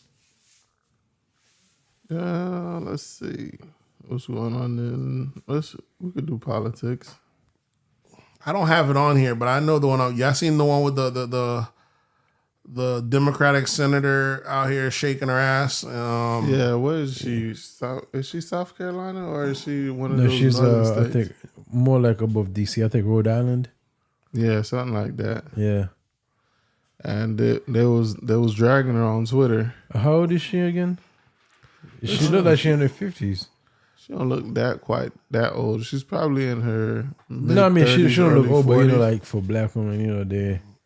Yeah, she don't look that old as a black woman, but I think she's probably. He's saying that she might be old, but because she's black, she looks real young. Yeah, it's still able to do that. Yeah, it's still exactly. No, that's why I think she's in like her mid 30s to early 40s, maybe. Mid 30s, nah.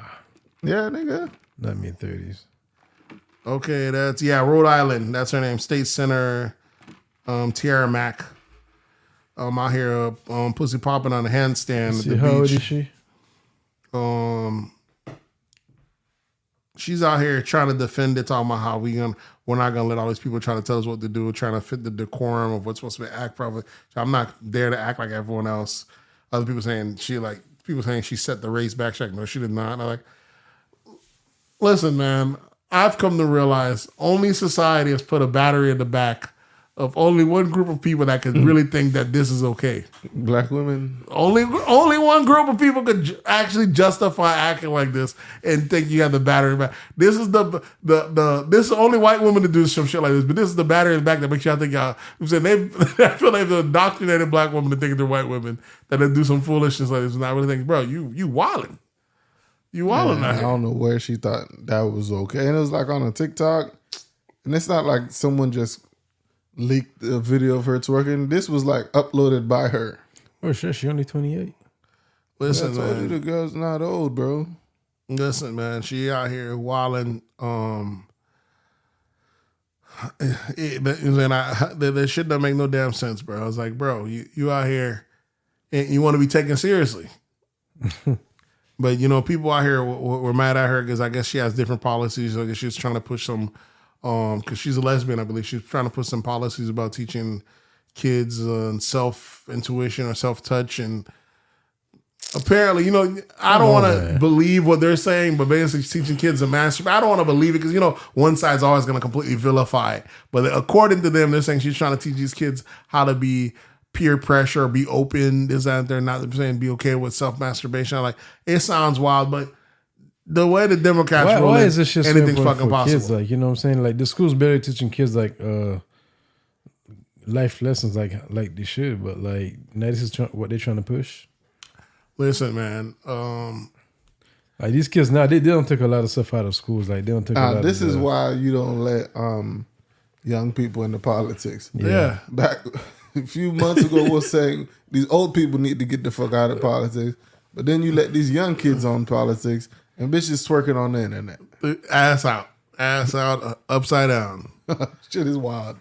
So I don't get it, bro. So we can't have old people in politics. We can't have young people in politics because they stupid. So there's got to be a middle age. They got to be a certain age. Yeah, middle age. Yeah, middle age. These motherfuckers is wilding. It's gonna have to be between the ages of like 38 and 45. Yep. We're like, you know, you could still twerk, but if you do it, you're gonna feel it the next day. Yeah, exactly. You might pull a muscle. Yeah. Or your knees gonna hurt. Yeah, you're gonna feel definitely your knees. Call off the next So day. that way you know the consequences, but you don't come off like, you know, you're too stiff. Yeah, so, you know, she's out here gotten us looking crazy. Of course, you know, some people talking about it's not setting us back, or some people saying, you know, if you go on Twitter, some people saying, black women, can we just do can we go back to the ages of cooking and cleaning? I see someone like talking, just her response was just no. I just laughed. I like, because I understand you're saying no, but at the same time, I'm like, come on, don't you even see how y'all looking out here? This shit looks wild.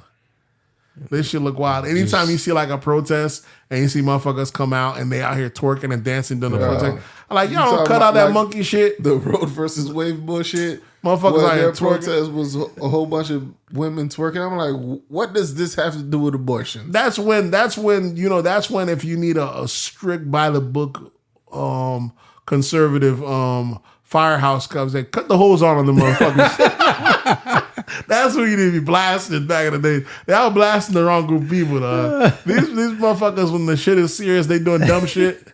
They dancing and doing kumbaya, dumb shit. We out here trying to push policy. They doing shit. Cut the hose on the motherfuckers. Blasting with the water cannon. And speaking of the road versus wave shit, you hear that in states where abortion laws are like stricter, more strict than other ones, the vasectomy appointments have skyrocketed. Yeah. Men are stepping up, doing what they're supposed to do. I respect it.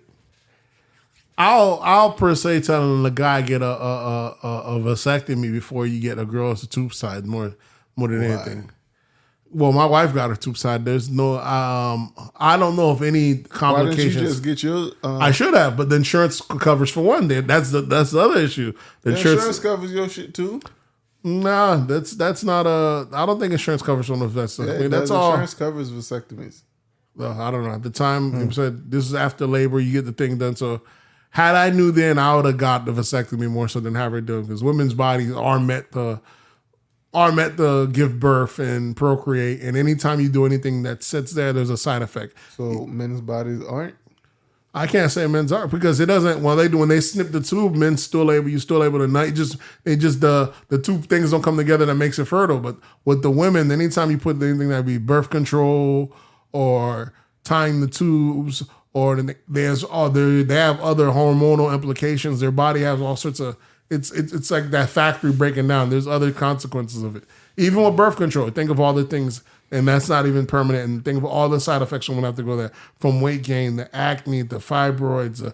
There's a bunch of shit. They're not meant to not have kids. So we're not the same. Yeah, of course we're not the same. They're meant to have kids. It's going against their nature when they're not having the kids. Women are supposed to be baby factories. Exactly. So if a guy, you know what I'm saying, he can lose both his balls and still be just fine.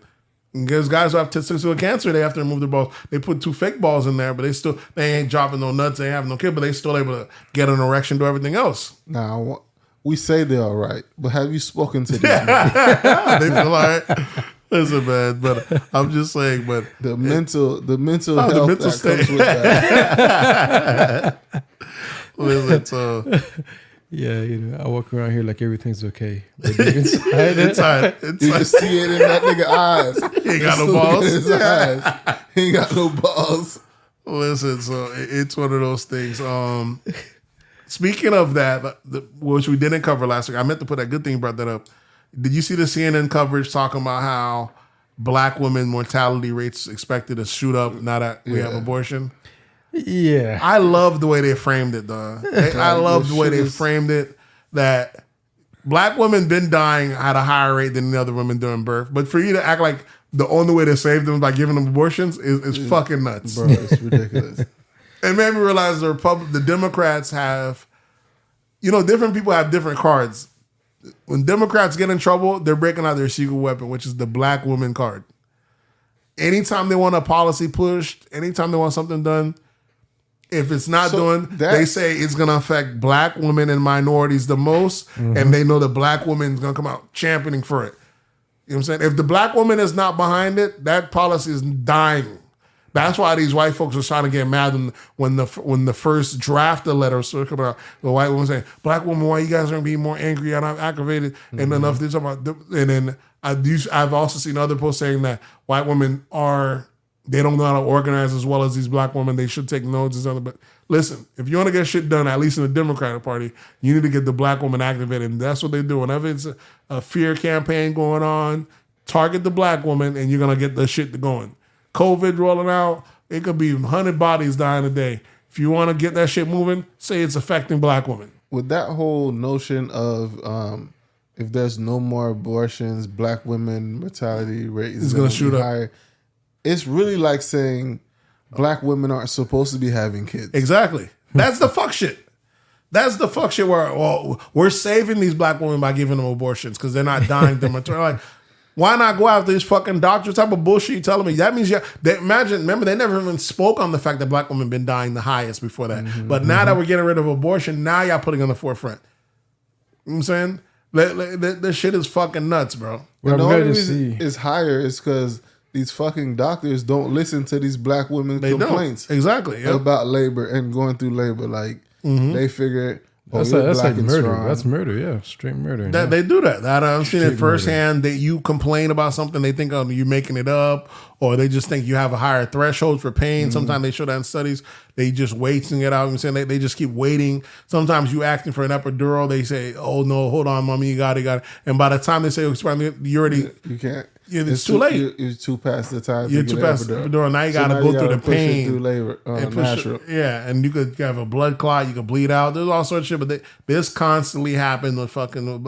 And instead of directing that or being on that, we acted like there was we all have being PC and then speak on that. But as soon as we tackling some shit like abortion, break out the black woman, break out the black woman. We need them. Let them know that this is to their benefit. It's just disgusting, bro. That shit it's nuts, bro. That shit is crazy to me. I'm like, how y'all have the audacity to even bring this up, talking about it.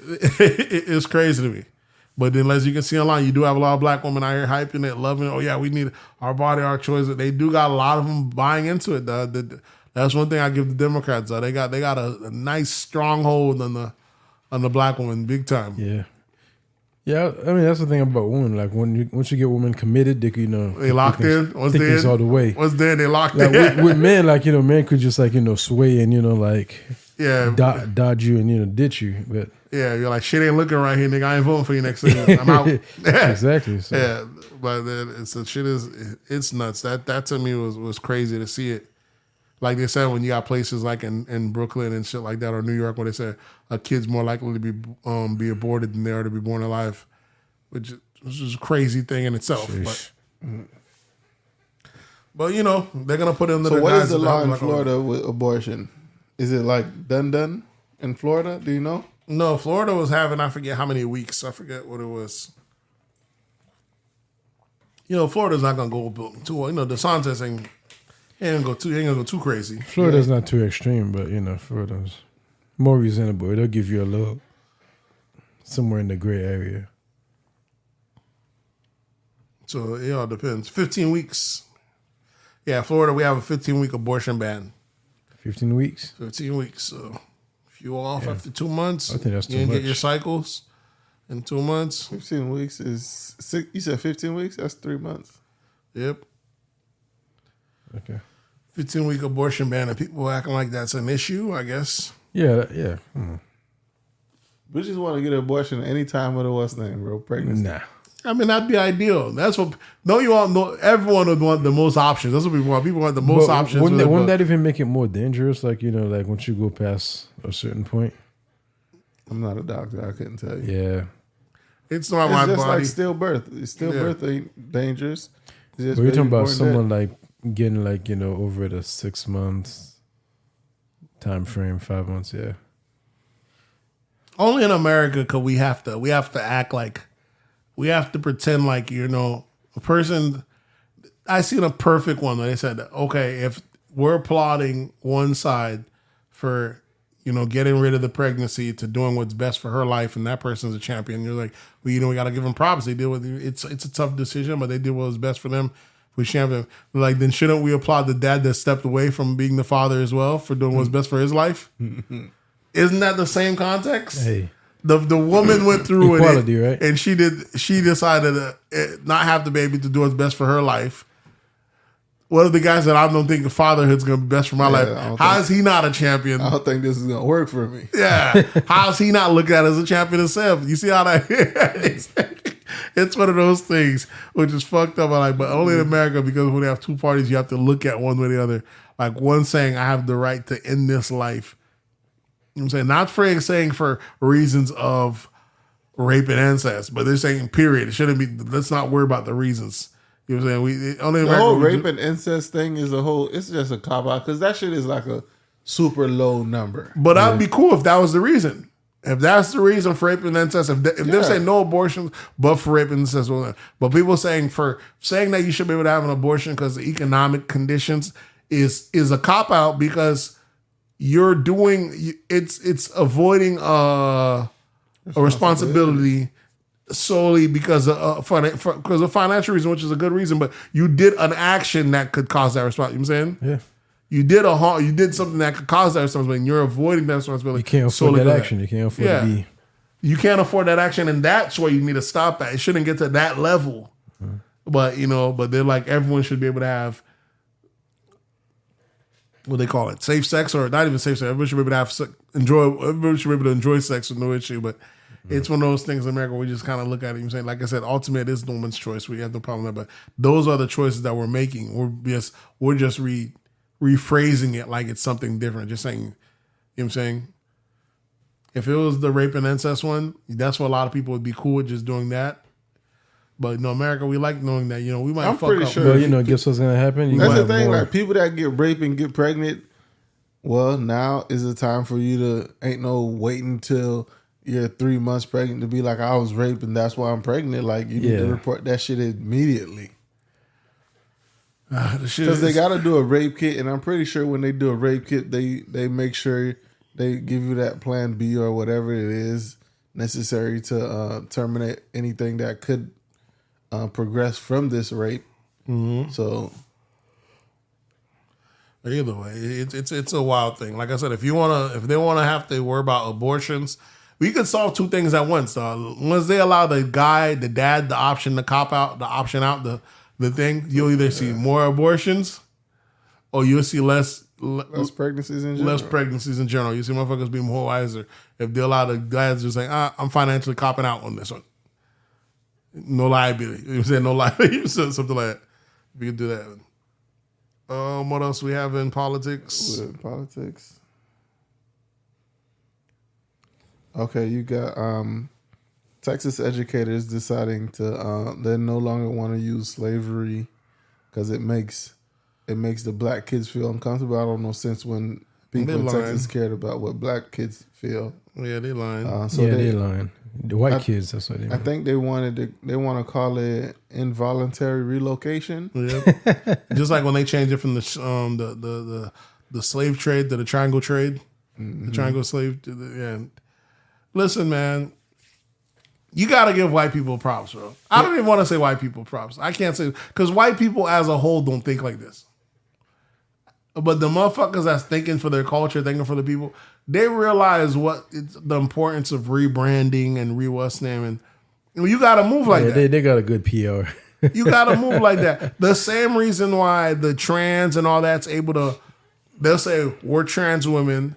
You know what I'm saying? And they'll say trans women or women. And they don't even allow us to identify as men and women anymore. They now throw labels and we now just pick up their random words. Oh, now you're a cis man, cis woman. Like, that in itself should be an insult. Like, I didn't identify as cis man. I'm a straight man. Don't add your title. I shouldn't have to adopt my title. They got us adopting one words and we refuse to adopt the other.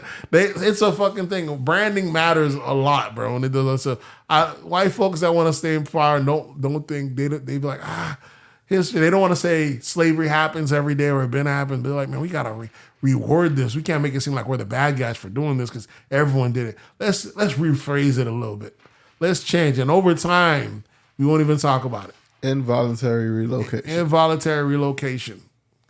That's it, dog. You know what I'm saying? Just this shit is crazy. You know what I'm saying? But that's how it is in America. America's never gonna address slavery, and we're just gonna keep finding a way to reword it, rebrand it. That's why things become like someone said, colored person. Oh, you should go off this a colored person. That's so out of date, out of touch. How did colored person become an insult? How did colored become an insult? Well, it became out of date. It's because that's what happens. They used to be Negroes. They used to be niggers. Yeah. They got rid of that. Then there was Negroes. Is white then those colored person. Is white not a color? There is. But pretty soon, in our lifetime, watch black become a derogatory term. It's already a derogatory. That's why I'm not black, I'm African American type shit. And then you got the folks saying I'm not from Africa.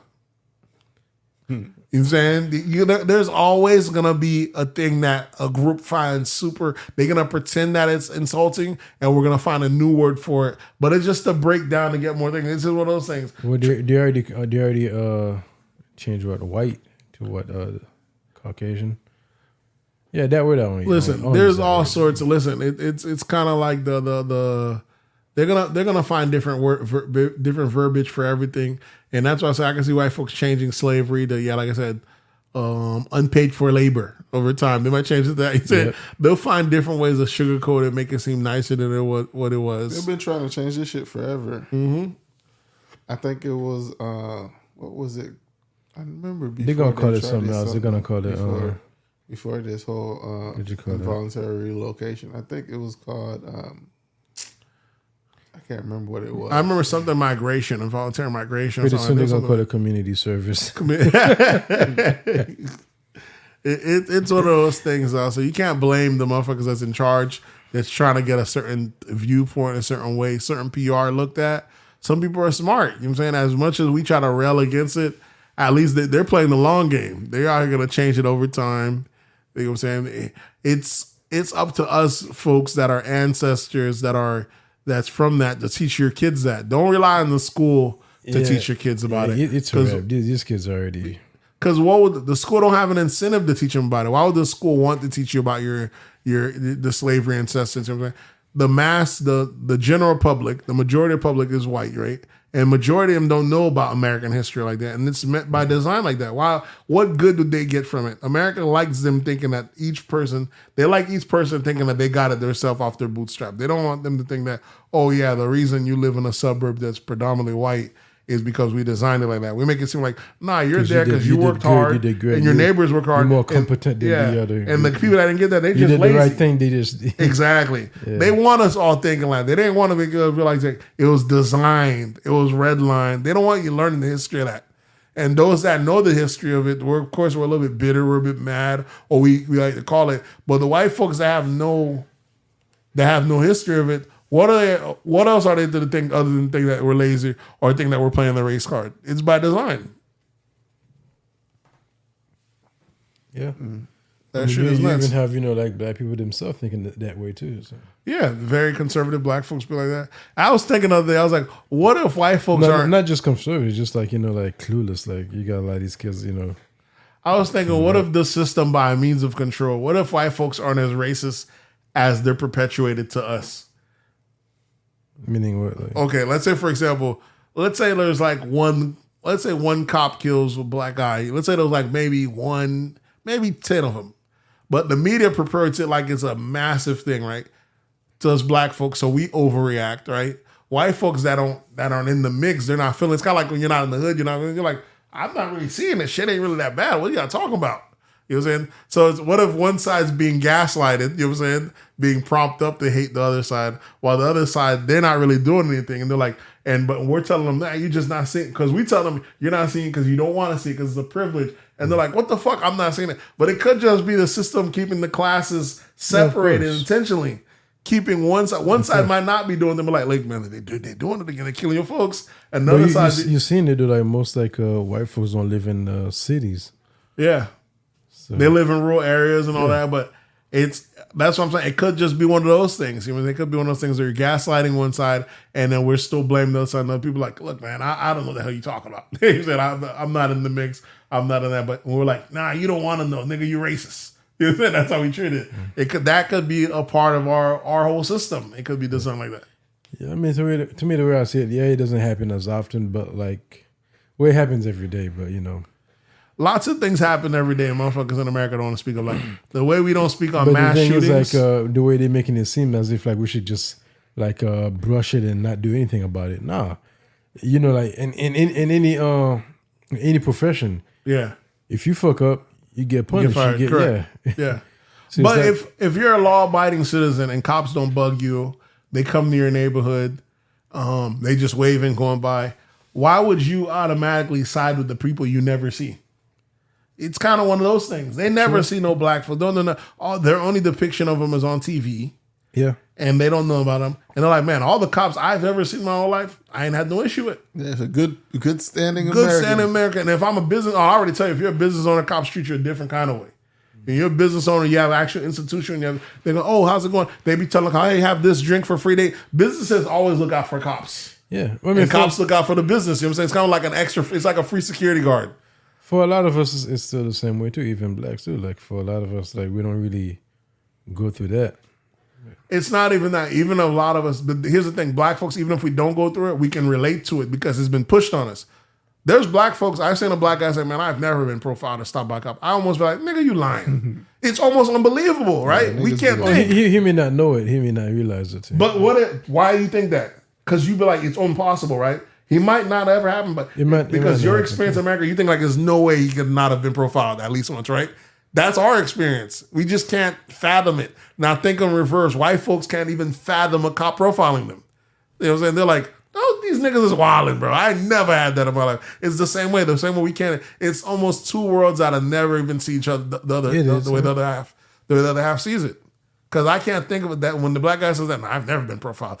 Anytime I got stopped for something I did, I'm like, you cooning ass nigga, what the fuck you talking about? I think he's got to be wrong, but his experience could be very well. That may be true that too. That just means that nigga's just been doing dirt his whole life. They've been getting away with it. He know he been doing bad shit his whole life, and every time the cops pull him over, it's because that nigga know he was doing some dumb shit. The shit is, but that may be true too. But you got some people out here who are like just be doing stupid shit, like just do stupid shit for them to like actually. I'm just saying that the shit is the world get caught up in the system. Then you got niggas who got like 10, 20 times, 10, 20, 30 times felons. Yeah, like niggas that kept going in and out. That you got to do that to yourself. Like that ain't no cop profiling you. Yeah, there's even you can't even search. Shit's crazy. Shit is not as easy as we paint it out to be, because the fact that, like I said, one third of black boys got a criminal record, or he locked up, or felony, or what I'm saying, and it used to be 1/4. It used to be less, so it's even gotten higher. It's up to 1/3 now. 1/3 now. So it is, I don't know. We could be in more crime, or they profiling a bit more. Whatever it is, the shit it's getting hectic, and we know our interactions with the cops, but when you're in the other group and you don't ever have their interactions, or you look out to be a cop, it's just different. Though your worldview is completely different. Some of these white folks, I can't say that they're racist. The system just done just did such a good job. The system works for them. You know what I'm saying? When it works, why would you doubt it? You're like, nigga, this is the best place in the world. What the hell are you talking about? Nigga, shit going smooth over here. But when you're on the other end of it, you're like, man, I don't know, man. Shit, but a lot crazy. of times they think like you're supposed to be like you're on the same platform as they are. You're on the same level. Or also you get the same experience. Also, they think like if you do the same stuff I do, you're supposed to get the same results. You're supposed to get the same results.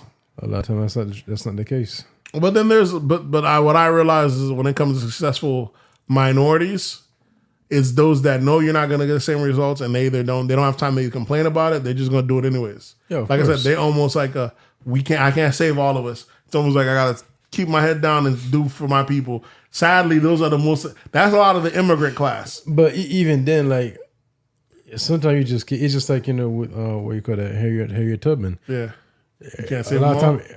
You can't save them a lot of time because they don't want to be saved. Or they're just it's too not even. hard-headed. I can't say they don't want to be saved. It's that's conditioned. true too. They're just too hard headed. They just because a lot of immigrants niggas don't believe niggas. Let's be honest. But I'm saying, but niggas don't believe niggas. But that's a lot niggas of who believe the white man from nowhere who come tell him some dumb shit. Yeah. Even if it's stupid, he'll be like, "Oh yeah, you right, bro. You right." Yeah. Versus his own peer that look like him who trying to give him some some real game. Yeah. He'll be more quick to argue with him or deny him than. Yeah, I see that shit all the time. So what can you do about that? So. But that's conditioning, though. Is that a nigga trait or is that a conditioning? Because the thing we see, and I see it all the time, even when you have like all these black financial gurus online, all this other, you look at the first person. A lot of niggas are scams. Some of them are scams, but most of them are. The first people that's calling them scammers is black people. But most of them are. I can't say most of them are. Most of them are. White people can't call them scammers because they're not scamming the white people. They're not targeting white people. Listen. I said, let them niggas scam. White folks get scammed. Let them niggas scams. Yeah. That we should be able to get. We good enough to get scammed by white folks. We good enough to get scammed by black folks. Yeah. Yes. That's you gotta have different industries. White folks can't have it. You mean some white folks have the corner? They're like, nigga, I got the market on scamming, nigga. We run the whole scam play. This shit runs. This is all our play. Let us get some of the scam play. You know what I'm saying? They can't be the one that get the scam. We just they can't have the monopoly on one sector. We got to be able to do it the same way. Hey, why they got the Ponzi scheme scam on lockdown? There's got to be a popular black Ponzi schemer out there. We good enough. You good enough to rip from your own beard and say shit. That's just how it goes, bro. Too funny. What else I have? In politics, we have a Chinese company buys. I guess they purchased like a farmland. 300 acres. 300 acres. Yeah. 300 acres of North Dakota farmland, and America went apeshit, saying that it was a risk to national security, all this type of shit. But niggas just trying to do business. They just hating. I mean, like a lot of Chinese, like they've been buying what businesses, hotels. Well, I mean, they come here, they come in and set up shop. Most of the time you don't see them applying for jobs. Now they coming to buy the fertile land that's here that's unused. Yeah, let me get that. And America's just gonna be mad because they're gonna take that soil and grow some fucking plants and sell that shit back to America. And let me get it. If it's business, and America owed some of their debt to Chinese. Yeah, to a lot of to the Chinese. Yeah, but that has nothing to do with it. Those are just bonds. Well, I mean, it's a collateral. It's a way to collect payments. Yeah. No, because they're willing to pay for it. Yeah, there's just another thing they're getting. That's not a plan. That's just another thing they're getting. It's not the bonds. But it's one of those things. You're either going to be a free market or you're not. You can't just establish free market whenever you want. That's true, because America do buy land. Not even buy land, just like we buy land. Strong arm. We do all shit. Not even buy. They strong arm and take it from America. Got an embassy in every fucking country in the world. Exactly. So China's doing what they can. Yeah. China's doing what they can for their people. You know what I'm saying? What's good for the goose is good for the gander. But if you're American and you're like, nah, we got to look out for our own. We shouldn't be selling to other people. I can understand that worldview too. But it's just one of those things. Business is always going to take place, though. You can't. In no sense of you complaining. You either could get it. You hear they buying up land over there. Go ahead and buy you some up too. Hopefully, when they produce yours, you could come up on that end. Or you can go in their backyard and buy. But people are going around. There's like people going around. A lot of Chinese are doing a lot of investments in Africa right now. They said that might be the place where a lot of the world's going to be targeting pretty soon as their economy goes online. So Africa? Africa. That shit's been a fucking... Been getting colonized, Yeah, been Muslim. But it's booming in a lot of places. Up Africa. Yeah, so they say if you go over there and buy there, you get rich out there fairly quick too. So that's just how the world works, man. Pretty soon, in the internet era that we're in, the world's connected though. It's just gonna be, it's just all connected. You can't keep anything out. It's making less sense to have borders. Exactly. But we just gotta turn this bitch back into Pangea. That's it. Just everybody go wherever you are. Everybody is one country. It is the thing. Like borders were meant, just for what you call that. Mainly like white supremacy, mainly to close off certain places. Yeah. But motherfuckers want their borders because when your money's popping on this side, nigga, when you got that American dollar, you love the way borders work. When you go to Haiti or another place and your shit's worth 15x, you like that power, nigga. An average American's a don when you go to these islands. You want them borders for that reason. Well, no borders, shit gonna start fixing up. It depends on the island because a lot of these islands are backed up by the euro. And your American dollar don't mean shit over there. Yeah. Some of them, yeah. So if you get a couple of these Caribbeans, you go to Haiti and stuff like that, or Jamaica, you might be able to come up. All right, what else we got? Looks like pop culture. Macy Grey sets the internet on fire. Yeah, she was. Who's that? Who's that white guy she was on the interview with? Pierce Morgan. Pierce Morgan and. I guess Pierce Morgan asks her, what is a woman? And she just had that shit on her chest. Yeah, she had to get it off her chest. And she was just like, hey, just because you cut your dick off and what's the name don't make you a woman. And the internet didn't like that too much. Yeah, Macy Gray was like, Yeah, you can't tell the truth, man. Yeah, some people didn't like it. She's just telling the truth. She's like, can't speak reality. She's like, there's girls out here that still haven't become women yet. You still got ladies out here that still aren't women yet. Women's something that you have to. It's almost like it's something you have to earn. It ain't something you can become, bro. And it's not something you can just become. Yeah. It's like it's like you're not a woman just because you go get a surgery. Almost like a man saying, now you're a man, you're a real man. You're saying, it ain't something that you just put on a hat and just talk with a deep voice, you're a man. You know what I'm saying? It's different. That's what she's trying to say. She wasn't speaking on trans women because I don't know nothing about that. Just like I'm speaking on women, just like they don't know nothing about this. You know what I'm saying? It's like, and vice versa. And it makes sense. She's like, trans women are trans women are women, men are men, trans men are men, trans men. Different categories. But like I said, motherfuckers like to blur the lines so they could get like I said, they know what they're doing. I can't wait till we get transracial in this bitch. I love it. Cause I already know when one extreme pass and it's not bugging. See, it don't bug the motherfuckers that's in position. Transracial? Yes. But it don't bug the motherfuckers that's in power right now. Cause a lot of these people that, especially you got a lot of black folks that are pro saying trans or what's saying, they don't mind. They don't mind because they feel like they benefit from it. But they hate when they see Rachel Dolezal. I love it. Oh shit! I welcome it when you start blending the races. Motherfuckers just start saying, "Oh, I'm transracial. I don't identify as white anymore." That's what needs to fucking happen. Yeah, that's what needs to fucking happen for y'all to understand that stuff actually means stuff. I can't wait for that. I can't wait. Yeah, I don't think anybody's gonna respect transracial though. Oh shit! Give it an eye test. What do you mean it's an eye test? I can see that you black. Yeah, there's some of these women that you can see got a full beard and they're talking about they women. They just got a dress on. Some motherfuckers are not going to the effort of doing the surgery. The whole pee. Dick's still out. Yeah. The chicken at the Chick-fil-A line. Yeah. She's like, how do you like me? You like to me, man? You look like a sir. Nate, don't you check off white? Yeah, exactly. I identify as a middle-aged white man. And I expect to be treated as such.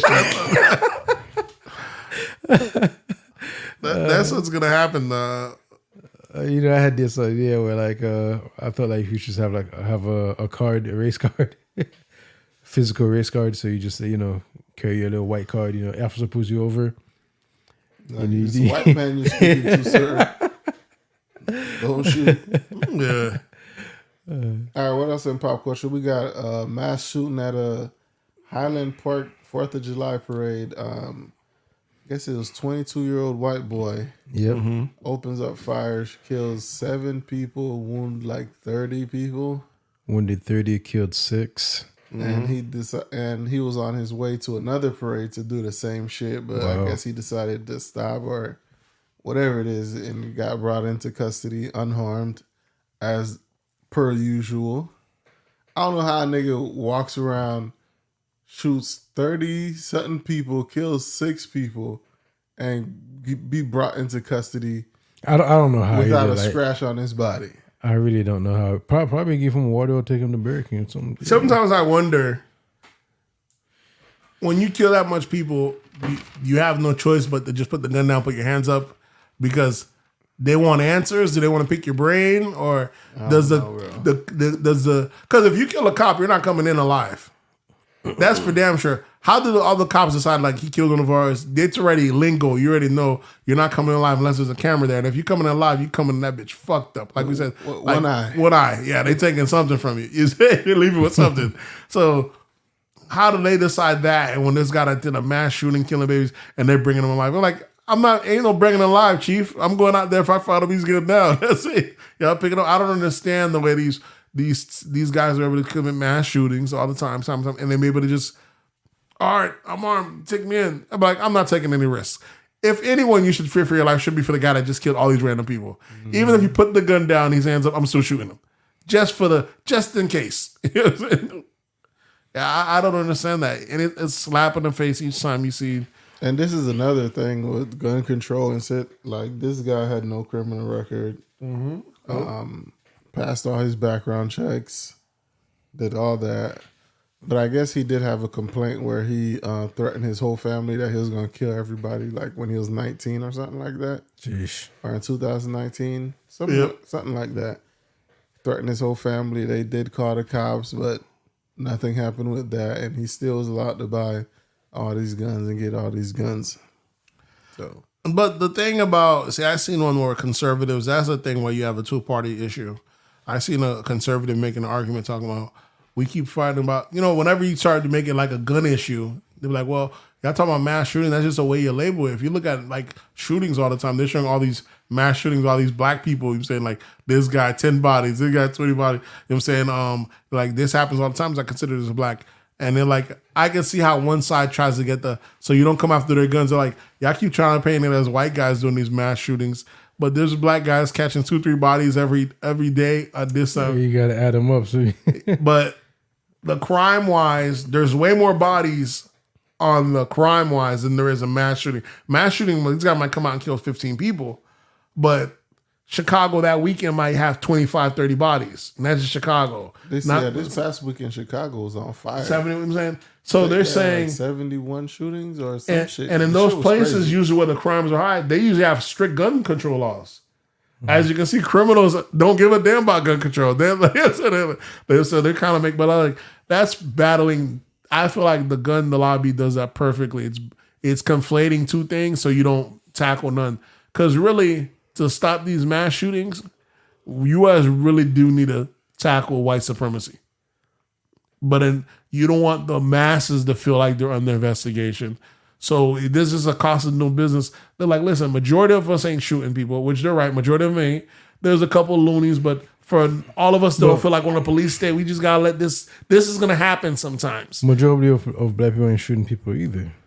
Yeah, but in the hoods that they're having it where it's poor and destitute, there's gonna be majority. It's majority now. It's gonna be a couple few that's gonna be turning up the whole hood, and that's just a way of doing. That's just the same way. But the thing is, like the way they look at it, they look at us the same. Even the one that's shooting, that's not shooting. Oh yeah, they just look at us. They put us in the same box. Yeah, like, it's them. But that's how black folks should be looking at white folks. Like, listen, man. I'm at an event. There's too much white folks. I don't know which one of these motherfuckers might go off. That's how we're gonna have to treat them too. How we had sense. That's how we'd be like. I don't know how these. You're like, we need to just get this shit under control. We don't know which of you crazy motherfuckers that go off. But it's just one of those things where it's not looked at. Nobody's looking at it. Just same way in the hood. You just gotta think. If people's poor, there's a lack of resources, and you have one means that could. Yeah, there's more of a reason for it to happen. Yeah, it's gonna happen. When you got like, some guy like, who's living well in a there's nice, a reason. home. There's a reason as well. Just go out there and just. There's a reason why the guy's like entitled because society has made him entitled. You show him that his ancestors did this, that, and the third. This is being taken away from him. He's less manly. There's reasons they have it might be crazy to us. They just can't understand it. Well. Like, damn, like we give you the privilege, we give you the. They don't look at the privilege. They look at what they felt like. We give you the redlining. We give you the. They don't see their privilege. They don't see the privilege. What they're losing. They see what they're losing. They see what they've gotten and what these other groups are now taking from them. And not to mention, the white guys the white guy can't even speak his fucking mind out here. You know what I'm saying? So they're like, nah, I gotta. They feel like they're the warrior. They're going out on their behalf. We give you the housing right. We give you the low interest. We give you all that. Like white folks don't see none of that. You know that. You think white folks know they got all that? Most white folks we let you catch your chick without harassment. We don't. Yeah, most white folks don't know that. They think that's normal. They're like that's just what's normal to them is not normal to. Yeah, but the people that's benefiting from it, that's what matters. The people that's benefiting from it, if they don't know, what difference does it make to them? You know what I'm saying? If they don't know it. So it's one of those things that until America gets serious, because if it was any other group doing shit like this randomly, we already have FBI files on them. If it's Muslim, if it's black, no walk. What's the? It was no fly. What's that? No fly list. No fly. Yeah, they already know who to target. No outside list for this nigga. Yeah, this nigga can't go outside the house. Yeah, we gotta be on. And what happened to majority of shooters? They was on the FBI radar. This is what happens when you're in a police state. You're surveilling everyone, so technically you're not surveilling no one. Yeah. You're watching too much people. Yeah. Target the fucking target and go after them. If there's anybody's rights that need to be violated, you need the motherfucker that's going to take it out on everybody that did nothing. That's the person y'all need to create a file, drop his ass, and go time on day. It shouldn't be the Muslim guy that you're suspicious he might do some shit because you fucking over his country. He actually, at least he has a reason. You know what I'm saying? But this white guy that just got cushy, comfortable life, can't get no bitches, decide that he got to kill all women, all these. This shit is fucking nuts. Yeah, and this dude, I guess his reasoning was, the music he listened to gave him some signs about. It wasn't hip hop. It was some music he listened to gave him signs about 7/4/47. I guess that's why he did this on July 4th because the month 7, day 4, or some bullshit. The nigga's wild. Listen, America is also we're too. I don't want to say too much political theater. This catching a killer, locking him up, giving him 100 years, 150 years. Sometimes you got to just get old school with it. You caught the killer. It shouldn't be a 2-year investigation. We got him on cameras and everything. Hang him. Bam. Be done with it. I don't know how much that does, but notice other countries don't have this issue. Yeah, other countries don't have this much guns either. Yeah, but they know that justice is swift. You acting fucking up. Ain't no wait 200 years and you done caught 600 bodies. After a while, nigga done did a spree and then just goes to jail and just be locked up and be living his life. Yeah, in most states, ain't no fucking trial. Ain't no trial. Bullshit.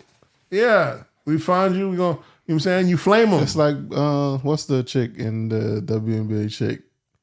Yeah, Brittany Griner. Ain't no fucking trial. We found you with these fucking vape pens with HCC in them. Bitch, you going to jail. That's it. We ain't trying to hear that. We'll holler at you.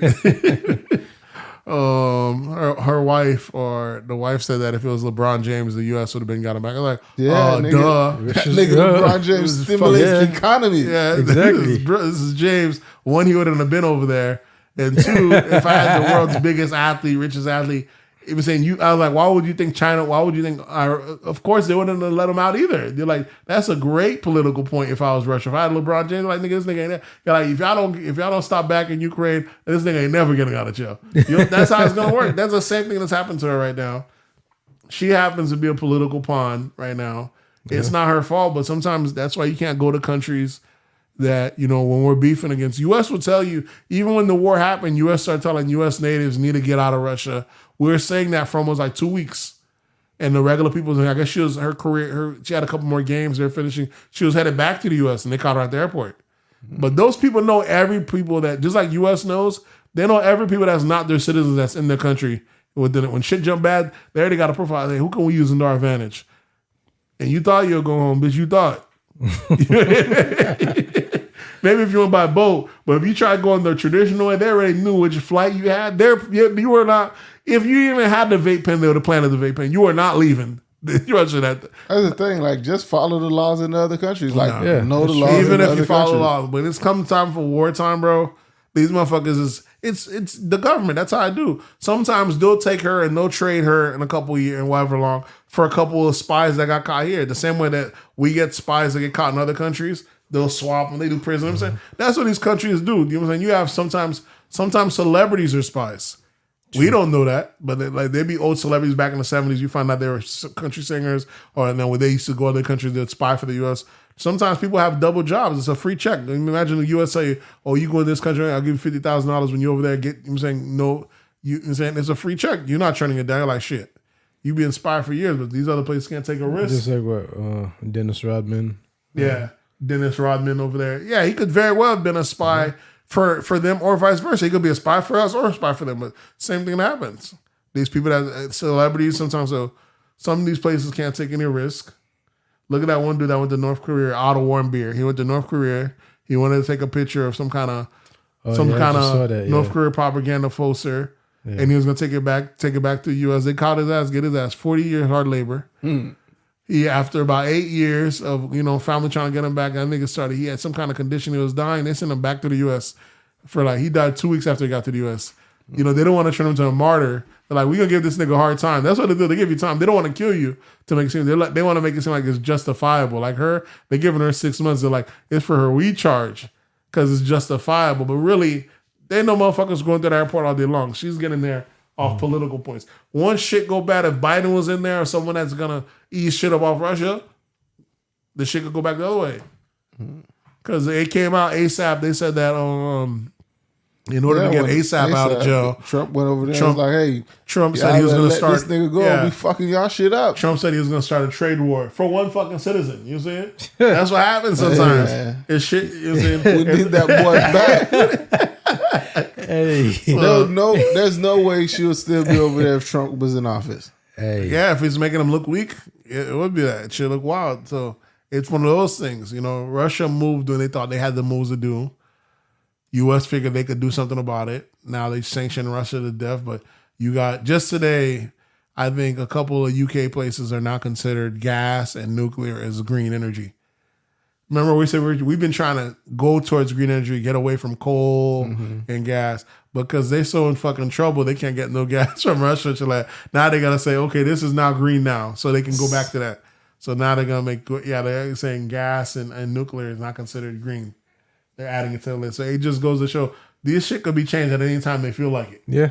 This shit gets tough. Like, oh, that's no longer green. That's no longer. The green movement in itself is kind of fucked up because it works for us. But when you're a developed country or a poor country, Haiti, Africa, all sorts of shit, when you're trying to come up, nigga, you got to get your shit off the old way, off the muscle, off of oil. But for y'all to come and change the rule, oh no, we're not doing that no more. It's not good for the environment. Like, get the fuck out of here. Y'all niggas got to the 21st century of this shit. Now I got to change my whole shit around and be behind. It's them changing the rules again when it's time for you to come up. Yeah, moving the goalposts. Moving the goalposts. It's one of those things. They're like, nah, we're going to do shit that's dirty. We're going to pollute the water the same way you pollute the water, nigga. The same way you did we going to have to do it for our people. But it's kind of fucked up. These new countries, they're held to a different standard than how we got to thrive. It's one of those shits. Speaking of Russia too, like what was it? I think they just since I think they're trying to get Ukraine, and Ukraine was one of the main producers of wheat. So that they're trying to trade wheat and their money. Yep. And also their money just like just appreciated against the dollar too. So it's like, well, now you're thinking like, okay, what was that sanction for? Now we don't want to fill in that shit. Oh yeah, that's one of those things. So that this shit had went down because of the sanction. Now this shit about to boost back, already boosted back up. This shit is crazy. So might as well buy gas, buy oil from them again. So, we have anything else? I think that was the last thing on the list. Y'all got any recommendations for this week? Let me see. No, I ain't got anything. I ain't been watching nothing. What about you, Nate? What did I watch this past week? I watched it's on AMC. I think it's called Outer Range.